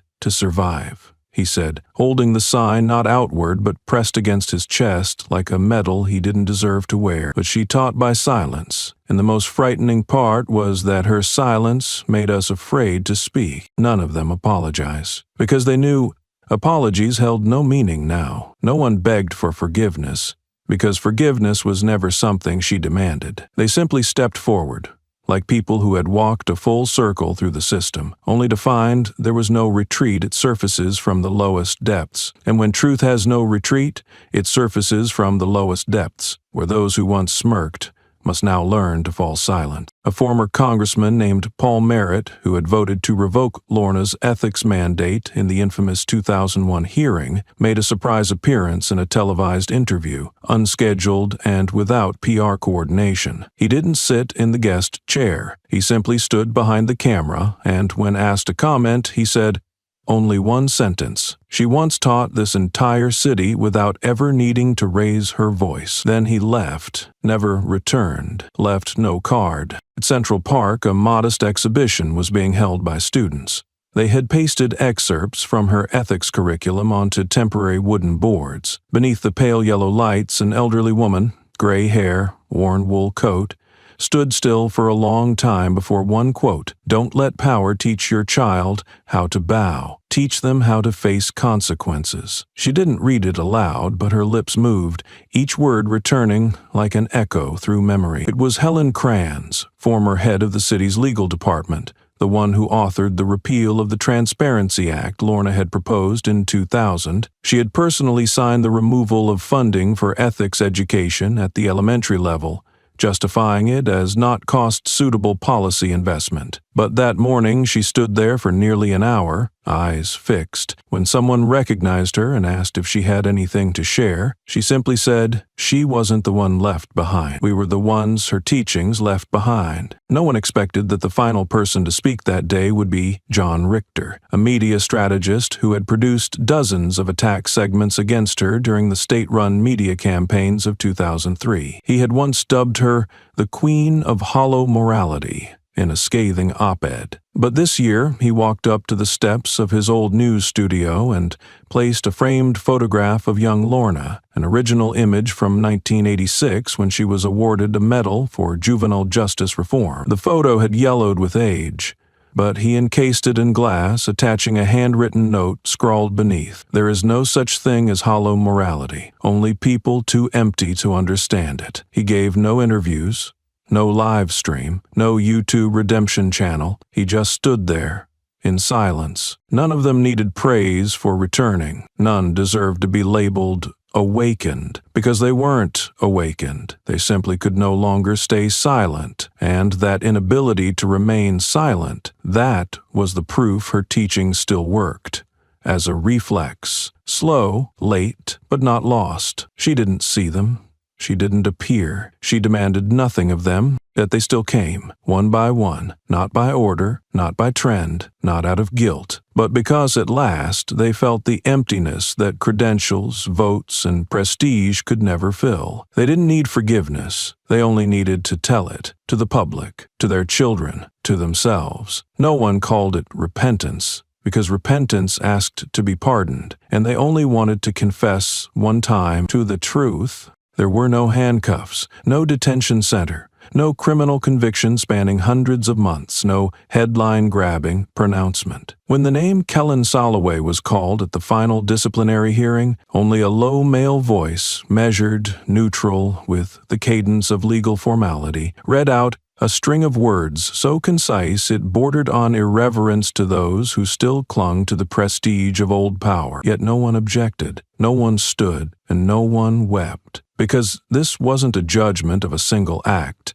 It was a reckoning with a system that had long confused position with virtue. And when a system corrects itself, it does not choose blood. It chooses to ensure that the false name vanishes in every form, unworthy of remembrance. The official report was precisely 2.5 pages long, in standard typeface, properly aligned, with no bold, no emphasis, because what needed to be conveyed was not in font, but in finality. The opening paragraph was clear. Kellen Soloway, former senior officer, once deputy director of security training, was found to have deliberately committed conduct deemed institutionally dangerous, in gross violation of public ethics, breaking the trust of the civic structure, and thereby rendered permanently ineligible to hold or run for any position in public service at any level or under any title. There were no parentheses, no footnotes, no unless, because justice does not function through trapdoors. In that moment, there was no gavel strike. The clerk's hand did not rise to sign. The entire room was as silent as a mausoleum of reputation. But one action suspended the breath of everyone present. A court officer stepped forward, holding a small wooden box. In it, the silver-plated police badge specially cast for Kellen in 2013, etched with his senior designation. The officer opened the box, withdrew the badge without a word, laid it on the desk, closed the box, and sealed it with a single red stamp. Revoked by Institutional Ethics Review. No flares, no media lens. But to those who had ever served, that act was more devastating than prison, because it didn't just strip power, it severed memory. And memory is the final tether for one who once lived through the image of public authority. Immediately following the hearing, the honor roll at the Internal Training Academy, which preserved the names of over 300 former training directors, was updated. All former names remained, except one. Line number 217 was now a blank space. No erasure marks, no residue, just a cold, empty void, as if that name had never existed in the first place. But the system's removal of Kellen did not end there. The Central Security Headquarters Records Division issued an internal memo. All training materials, course documents, presentation slides, and academic references bearing the signature or commentary of Kellen Soloway were to be recalled, digitized, labeled disqualified for citation, and stored in a restricted access archive, not for preservation. The words he once wrote, once transcribed by cadets, once cited in expert panels, had now become relics of a failed chapter, a lesson no longer taught, but still preserved as a caution. Meanwhile, at the newly renamed training facility, now the Divine Institute of Public Ethics, a black and white portrait of Lorna was hung at the main entrance, taken when she was 39 years old, her gaze stern, lips pressed shut, unsmiling. The photo bore no spotlight, no gilded frame. Beneath it, a single line. No one teaches justice better than someone who never needed applause. Every trainee who passed that hallway saw it and bowed, not out of ritual, but because they knew. This was not a shrine to an individual, but a reminder to an entire profession. Never choose the wrong symbol. The city's response to Kellen was not through criminal punishment, but through the highest form of symbolic judgment, erasing every trace of who he once was from the collective structure of institutional memory. No name in documentation, no photo in the archives, no quote attributed to him in commencement speeches, and most importantly, no trainee in the security apparatus would ever again carry his story as an example or as a warning, because from this day forward no one would call him anything at all. All that remained was a single line in the official ruling, engraved at the bottom like an epigraph colder than law. The man who opposed the symbol now becomes the reason it must be chosen carefully. No one translated it, no one explained it, because everyone understood when a system fails, it creates men like Kellen, but when it corrects itself, it does not kill them. It lets them live with no identity left to hide within. People often think justice is punishment, but in truth, the highest form of justice is removing every justification for someone to be remembered as part of an ideal. And that, more than any prison sentence, is the penalty that forces the once celebrated to confront themselves longer than confinement ever could. No one rose when the ruling was read. No applause, no hand extended to comfort or condemn. Kellen walked out of the chamber unescorted, unshackled, unimpeded. But the corridor he once strode through with the pride of authority had become a slippery passage, each step trailing a silence that stretched long behind him. No cameras followed, no journalists shouted questions, because the news had ended the moment the system chose not to sentence him, but to make the man who betrayed ethics a void unworthy of space in public memory. He arrived near noon, on a September day with no sun and no wind, nothing strong enough to stir emotion or to hold it back. The white building where Lorna was undergoing physical rehabilitation sat on a gentle slope,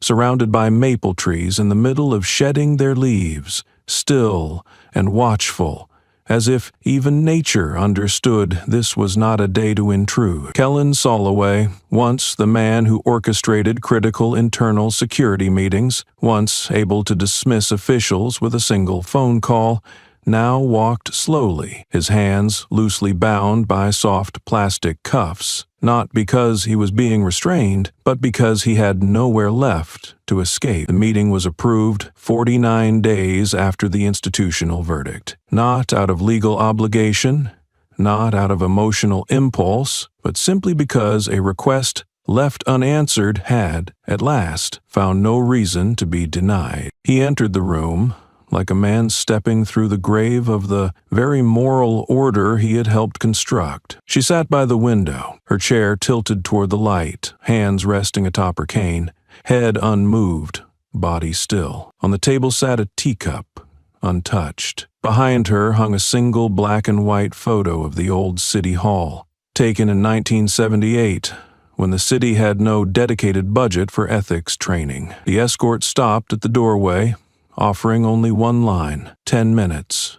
No camera was activated, no notes were taken, because no one expected anything worth remembering. Kellen stepped forward 3 paces, then stopped. His knees dropped to the floor without prompting. The hands once stained by the blood of authority now clung to the cold tile, as if letting go would mean disappearing entirely. He breathed, but it sounded worn, as if ground down by a silence that swallowed even sound. And then he spoke, not looking up, not smiling, not dressing the words in false civility. "I hated you," he said, his voice catching at his throat, "because you saw who I was the first time you looked at me." Each word spilled like a scratch dragged across glass, not painful in a physical way, but torn in the way of a man who once thought himself untouchable, finally arriving at the point where lifting his head was no longer an option. "I hated how you didn't speak, but everyone heard. Hated that you never named names, but somehow everyone still saw themselves in your mirror. I spent my entire career trying to prove you wrong, but in the end, I only proved who I was." He bowed lower, forehead pressed to the floor, not in repentance, but because he no longer had the standing to look up. She did not move. 5 seconds passed. No word, no flicker, no gaze returned. Only one action followed.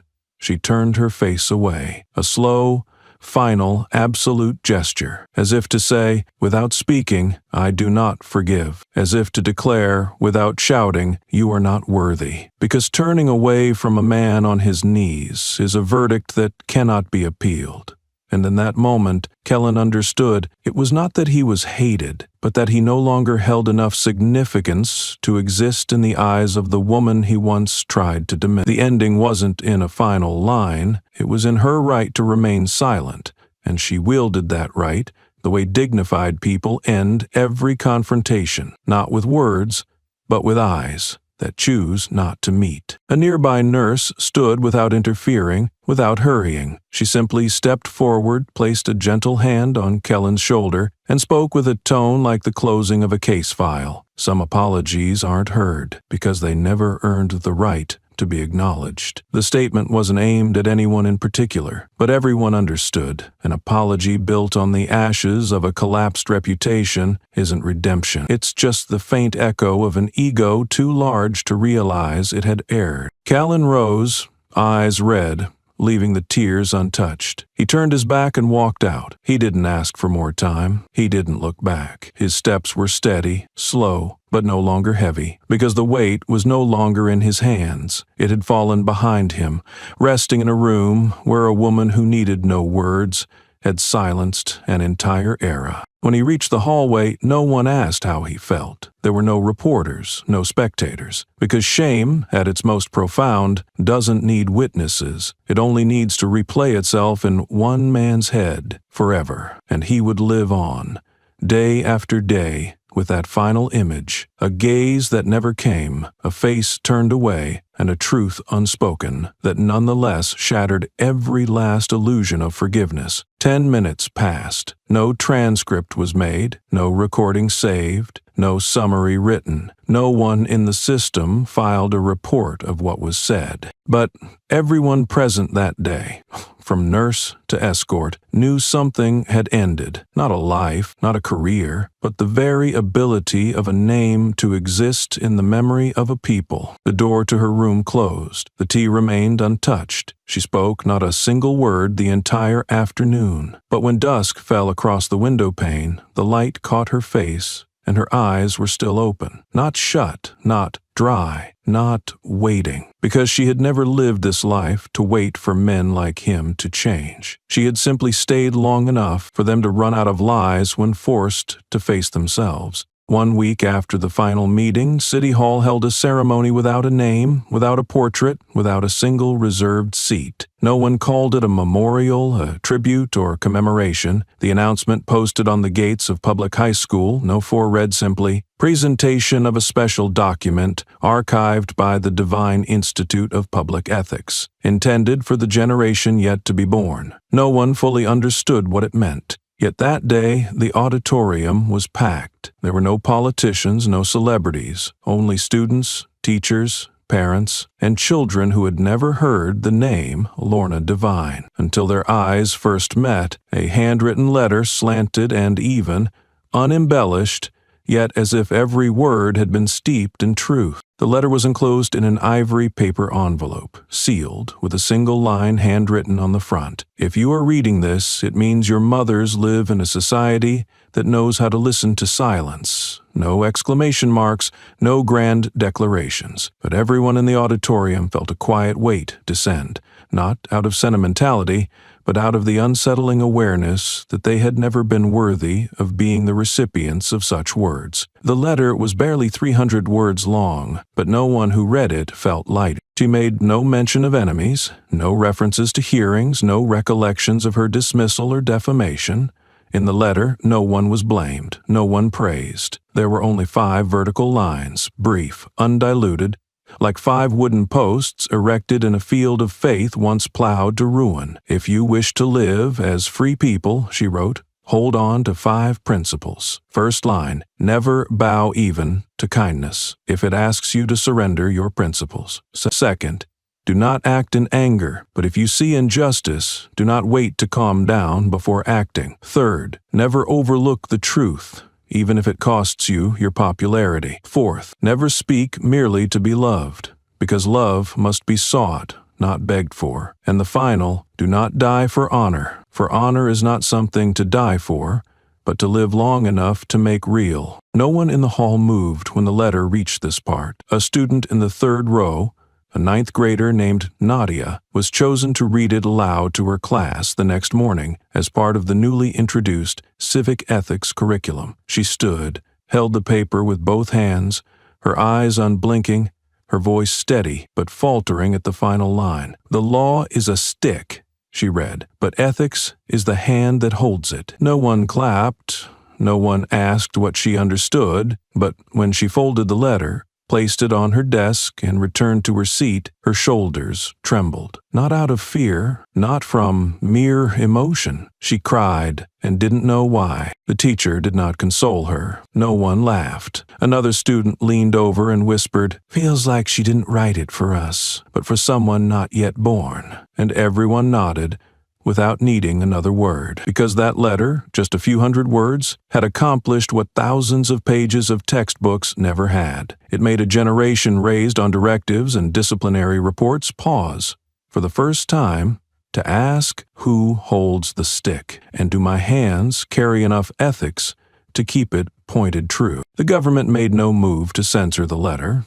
No media outlet published it in full. No journalist commented, and strangely, it was that very silence that made the letter spread faster than any message ever funded by a communications budget. People took photos, printed them, pinned them to school bulletin boards, hung them in old bookstores, and framed them on end tables in hospital waiting rooms. Some copied it by hand and included it in care packages for their sons in juvenile detention. Some taught their daughters to recite each line every night before bed, like an unofficial gospel of principle that no creed could replace. No one asked when she wrote the letter. No one knew whether she had ever intended for it to be released. But the Federal Ethics Council officially approved the inclusion of the full letter as the opening page of the new national textbook, Citizenship and the Rule of Law, with a single annotation: the author needs no introduction. The letter was not paraphrased. It was printed in full as an open testament, a message not seeking replies, not requiring defenders, not looking for gratitude, but strong enough to stand motionless on the first page of every volume, like her eyes once stood in the middle of that auditorium, in the middle of a century, in the middle of doubt and spite. And when a first grader took the new textbook home and read the last line aloud to his mother, the mother did not explain. No smile. She only said, "Remember that sentence? You don't have to understand it now, but one day you'll see. Some people never hold the stick, but the whole system still stops when they raise their hand." The child nodded, not fully grasping, but 3 days later, that sentence was written in red capital letters on the classroom wall. The law is a stick, but ethics is the hand that holds it. People often believe that to honor a person is to raise their name high, place it in the center of a grand square, carve it into stone, cast it in bronze, or project it on screens during solemn ceremonies. But there are those whose names cannot be confined within fixed shapes, cannot be framed by materials or limited by time. Lorna Devine was one of those people, and she was the first to reject that notion. When the city council held a closed meeting in the third week after her testament was revealed, a resolution was unanimously passed to rename the intersection at the heart of the city, where the administrative avenue meets the road leading to the oldest residential district, Lorna Carter Avenue. The reason, recorded in the meeting minutes, read, "Because there is no place in this city untouched by her principles," a poetic statement, a well-meaning initiative, and a profoundly mistaken assumption. She did not attend the meeting, but her assistant returned a slip of paper, just one handwritten line. "I don't need a name planted in the middle of the road if what I did doesn't make anyone change direction." The response silenced the entire council. No one objected. No one added a comment. Because that refusal wasn't a rejection of affection. It was a reminder. Don't turn justice into a keepsake. For justice isn't forged in bronze. It is upheld by quiet acts no one speaks of. But like all cities that inherit legacies, the council still chose to erect a statue. They hired a renowned sculptor, using as a reference a photograph of her at age 39, the one once displayed in the Institute for Public Ethics. The statue stood over 3 meters tall, cast in corrosion-resistant alloy, its eyes facing the government building, a walking stick upright in her left hand, her right resting on an open book engraved with the words, "No bowing, no need to be remembered, only need to be right." It was placed in the city square beneath the wind-swept dome at exactly 8 o'clock on a Monday morning, with a carefully prepared speech, every word aligning with the spirit of reverence. But by the next morning the statue had vanished. No signs of vandalism, no cut welding marks. No camera caught anything. All that remained was a flat, empty stone base, as if no one had ever stood there. At its center, a small plaque had been fixed. Rough wood, unpainted, hand-carved letters of unknown origin. She once stood here, and that was enough. No one hunted for the culprit. No one demanded an investigation. Because the disappearance did not stir outrage, it created a silence more profound than any ceremony ever held. Passers-by began to stop, not to take pictures, but to ask themselves, the place that once held a statue is now empty. So, am I standing in the right place? And like a ripple, strange signs began appearing across the city. A classroom without a single portrait, just a blank frame with the line, "The one who taught ethics never needed to speak." A bookstore removed its sign and replaced it with the phrase, "Where principles have no author." An old market reopened a stall selling fair-priced food, with no price tags, just a sign that read, "Someone once defended fairness by quietly paying a head for us." No one requested it, no one gave the order, but the city began to adjust how it spoke of her, not calling Lorna Devine a specific person anymore, but as a direction. The phrase "do as Lorna did" gradually became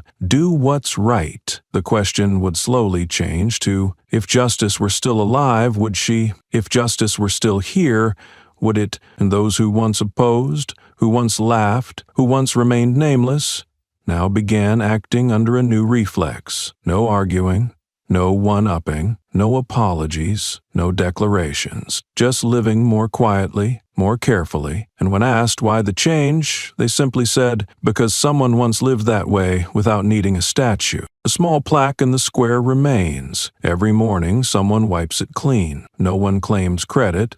No one is assigned. One Saturday afternoon, a group of students stood around the plaque. No slogans, no speeches, just 12 minutes of stillness. The exact duration of the hearing in which she was dismissed in 2001. That 12-minute silence spread. The following week, more citizens joined in. No name tags, no hashtags, just silent circles at train stations, in libraries, in parking lots, even outside police stations. And people began calling it 12 minutes of divine. Not official, not ceremonial, but the largest communal act the city had ever seen without an organizer. And in that silence, something strange happened. The city no longer needed to say her name aloud. She no longer appeared in the media. She was no longer a debate topic. But everywhere you went, people knew they were walking in a city where someone once stood up and left a space so large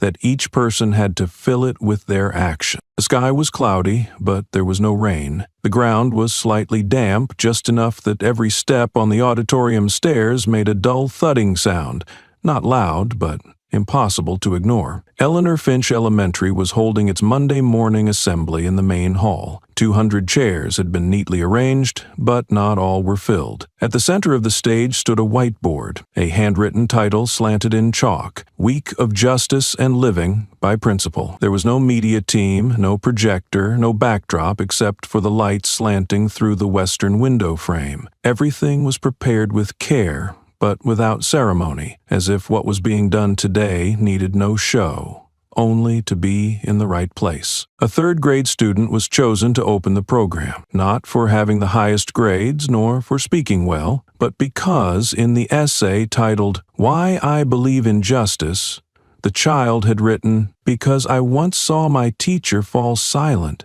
and everyone began to listen." That sentence rippled through the teacher's lounge like a quiet tap on something long left unnamed. Mako, 8 years old, stepped up to the podium. Her hair was slightly messy, her white shirt a bit oversized, and she held her folded paper with both hands. She didn't look into the school's camera lens, nor did she search for eyes in the audience. She looked toward the front row, where her parents sat still, upright, neither comforting nor prompting her. The light cast across her face revealed every breath she took. She inhaled once, then began to read. Just minutes earlier, in the row near the left wall, a gray-haired man had entered. No one stopped him, but no one greeted him either. His name wasn't on the list. He held no official role, but his face was familiar enough that a nearby parent glanced at the empty seat beside them and quietly closed their notebook. Kellen Soloway, once the coordinator for the Educational Protection Force, once the man who signed off on defunding the school ethics program Lorna had proposed,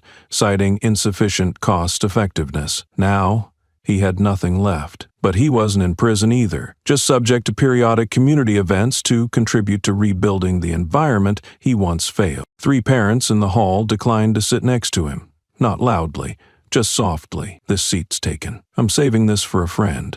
Sorry, I need one close to the exit." The empty spot beside Kellen gradually became a cold streak running along the row. When he tried adjusting his coat, a duty teacher's eyes instantly flicked toward him, not out of fear, but from a watchfulness that had become reflex. At the school's Wall of Honor for former associates, Kellen's photo had been removed 2 months earlier, but this morning, someone had quietly taped a plain white sheet over the vacant frame, with a line written in red marker. "If you've erred to the point of needing to be forgotten, don't expect to be remembered just to make amends." No signature. No one claimed it. Yet during recess, more students gathered there than they ever had before any assembly. A teaching assistant shared that in the copy room that morning, he overheard a staff member clutching a draft script, mumbling, "We're sure he's not mentioned in the main program, right?" The other person didn't answer, just shook their head, but held the pages tightly, as if fearing any mistake might let that name slip into the record. When Mako began reading, the entire room fell silent, as though it had been lined with sound-absorbing cloth. Her voice was neither loud nor steady, but every word forced the room to pause mid-Madgeman. She read each beat as if it weren't a speech, but the last thing needing to be said in a space where someone had once tried to muffle every principle of life. "I don't know her name, but I know she's the reason I get to learn about justice. I don't remember her face, but I know she once made the whole city stop and think. I don't understand everything she wrote, but I remember a line my mom read to me. No bowing, no speaking to be loved, no dying for honor, and I think she must have been very strong, because strong people don't need a statue to be remembered. I don't know her name, but I know she was here. In the auditorium, no one moved. No one smiled, no one whispered, and the camera, the only one set up to record the event for archival purposes, began to slowly pan backward. The lens no longer focused on the student's face, no longer followed the podium, but gradually widened its view, pulling back toward the rear of the hall, where, in the last row, a woman sat quietly, a dark cloak. A cane was leaning against her leg, silver hair neatly combed. No one noticed. No one turned their head. No one introduced her. No one spoke her name. But anyone who looked closely would see. She didn't blink, but at the corner of her mouth was a faint smile. A smile that didn't seek recognition, didn't ask for acknowledgement, but was like an invisible nod to something that had arrived at the right moment, in the right place, through the right person. She didn't stay after the event. No one held her back. There was no applause, no farewell gathering. She stood when the students bowed, turned and walked out the main doors, blending into the trees, shedding leaves in the courtyard. No one could quite say which direction she went. The only person who looked back was a teacher from Class 3B, but even he didn't step forward. Instead, when the ceremony ended, he walked up to the whiteboard at center stage, took a fresh piece of chalk, and wrote a line without discussion, without leadership approval, without prior notice. "Justice needs no name, so long as it always shows up on time." That sentence was never classified as a slogan. That afternoon, in the principal's office, an unscheduled meeting took place. The agenda was not listed in the official calendar. Among those in attendance was an unusual figure, a former ethics advisor to the district board, an older man with graying hair and dark sunglasses who said nothing the entire meeting, but before leaving he was seen tearing a plastic name badge in half and dropping it into an uncovered trash bin in the hallway where first graders passed by every day. The next morning the badge was gone, but the bin remained empty, as though never used again. 3 days later, a 22-second video clip spread across a local education forum. It captured a moment at Brackenwood High School where a technical staff member with past public ties to Kellen Soloway was silently rejected by students when handing out printed materials during a workshop titled Owning Your Civic Emotions. No one shouted. Instead, each student stepped up to the table, looked at him, and turned away. One student returned the book she had received, holding it with both hands, bowed slightly, and whispered, "I'm sorry, but I don't want to learn anything from someone who once trampled it." The clip was removed 7 hours later, but not before it had been downloaded hundreds of times and reappeared across multiple formats, often captioned, "Silence can be power when placed in the right hand." At another secondary school, where Kellen had once been invited to advise a program on preventing systemic bias, the parent council unanimously demanded the removal of all materials bearing his signature, citing inconsistency with the new principles now being taught. The petition did not mention his name, but one parent included a quote from an old article by Lorna: "If someone once built a wall the wrong way, don't let them lay another brick, even if they claim they've learned to place it right." By that afternoon, the entire program website was taken down. At an unofficial press briefing, the spokesperson said only one sentence: "This city doesn't need to erase a name. We're just recalibrating the compass." The next afternoon,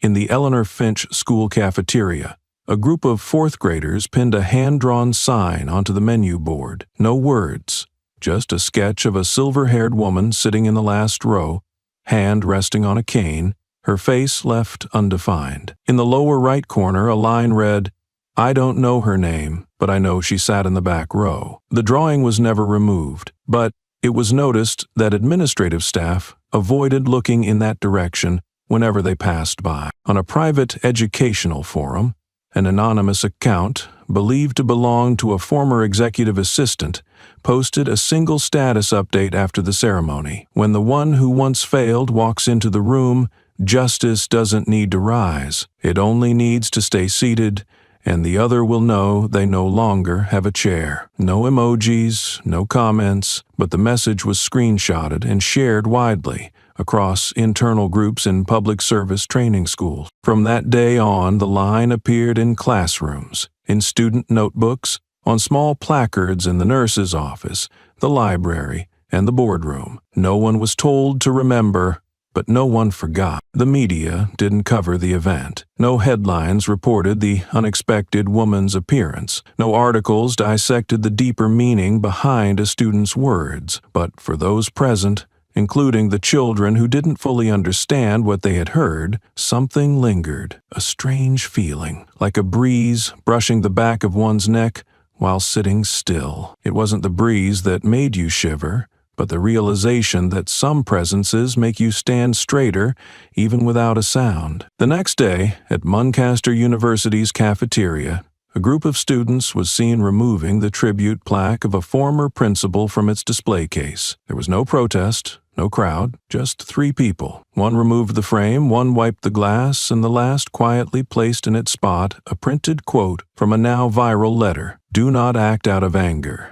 but if you see injustice, don't wait to calm down before acting." A campus guard discovered it an hour later, but instead of filing a report, he simply looked at the board and said, "If it's something that makes people lower their heads when passing by, let it stay." The paper was later laminated and permanently bolted into the display case. Meanwhile, an internal forum of the academic policing sector reposted an old audio clip in which a former advisor was heard declaring, "Morality is not validated by votes. We need system servants, not principle makers." The post didn't receive many comments, but the top one came from a senior law student. How ironic that the system now needs principles to survive, the very people who once spoke in its name. Shortly after, the The recording was deleted, but in just 6 hours, over 1,000 users had already downloaded the original file. At a high school 2 states away, during the semester M ceremony,